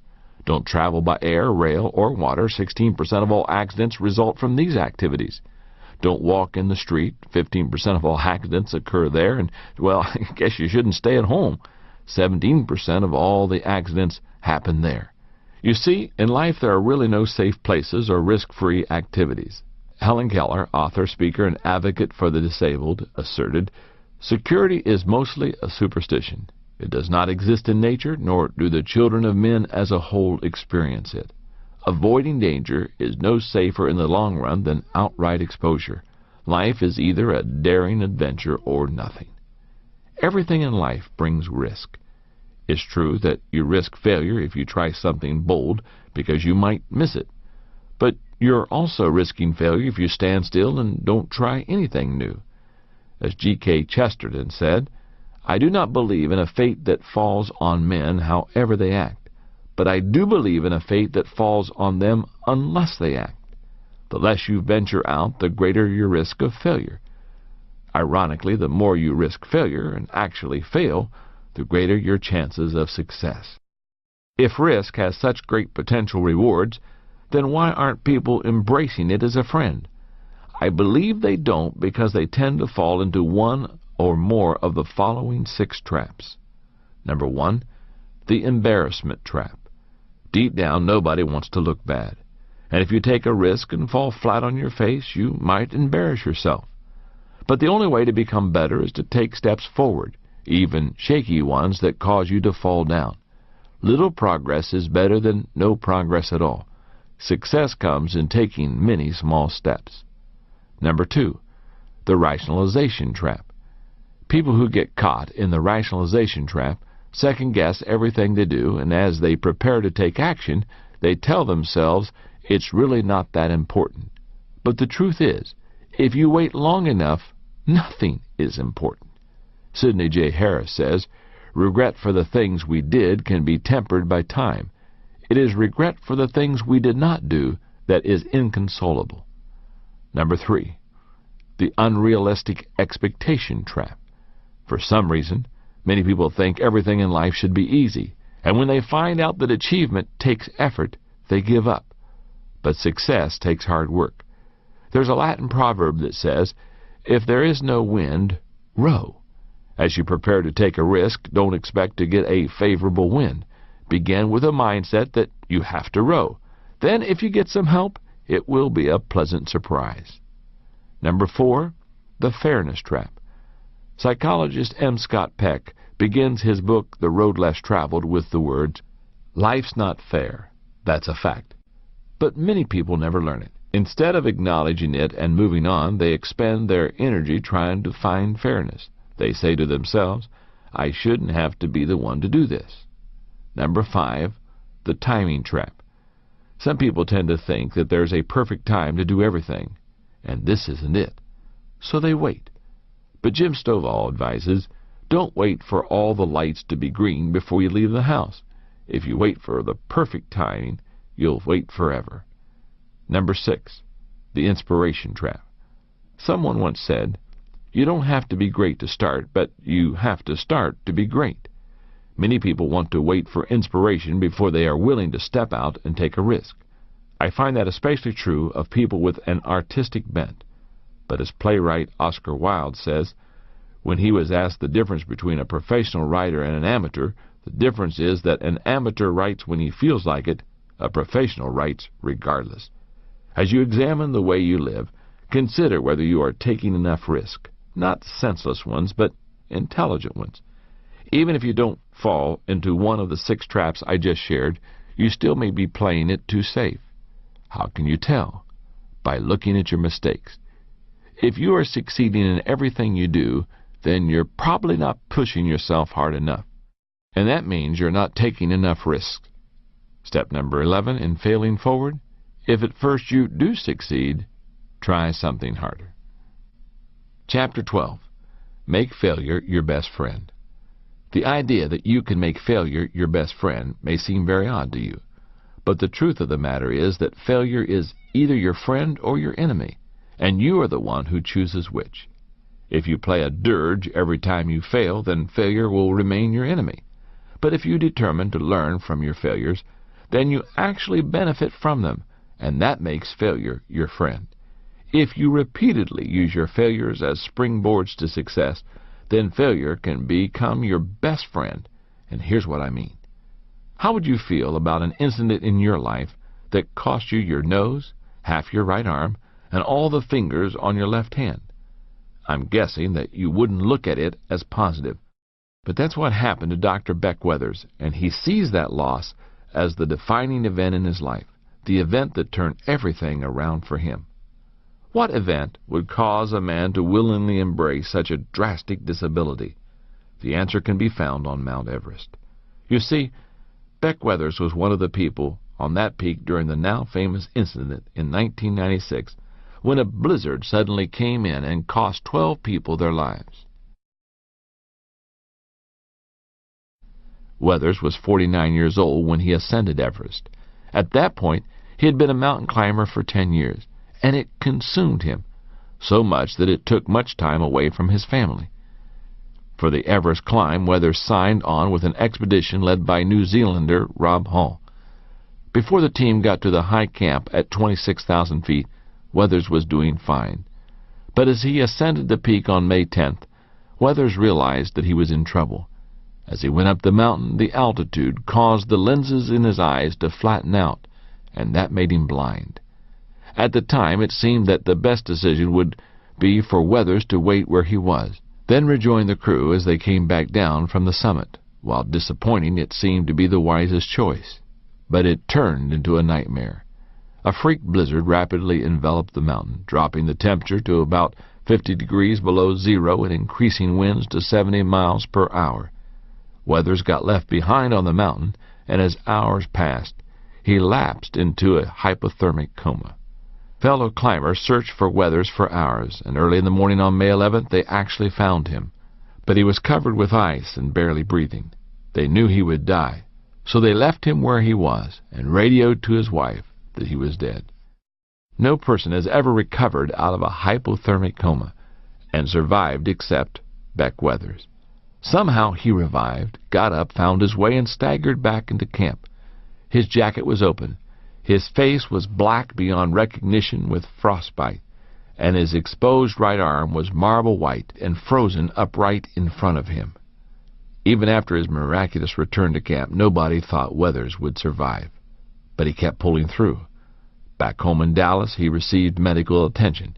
He underwent 10 surgeries where they amputated the fingers on his left hand, amputated his right arm near the elbow, and reconstructed a new nose using tissue from other parts of his body. Through it all, Weathers went through a radical learning process. He believes he traded his hands for something more valuable, lessons about himself, his values, and life. Beck Weathers' attitude reflects more than just gratitude for surviving a great tragedy that should have killed him. He displays a teachability that has allowed him to change his life for the better. He has failed forward by making hardship his best friend.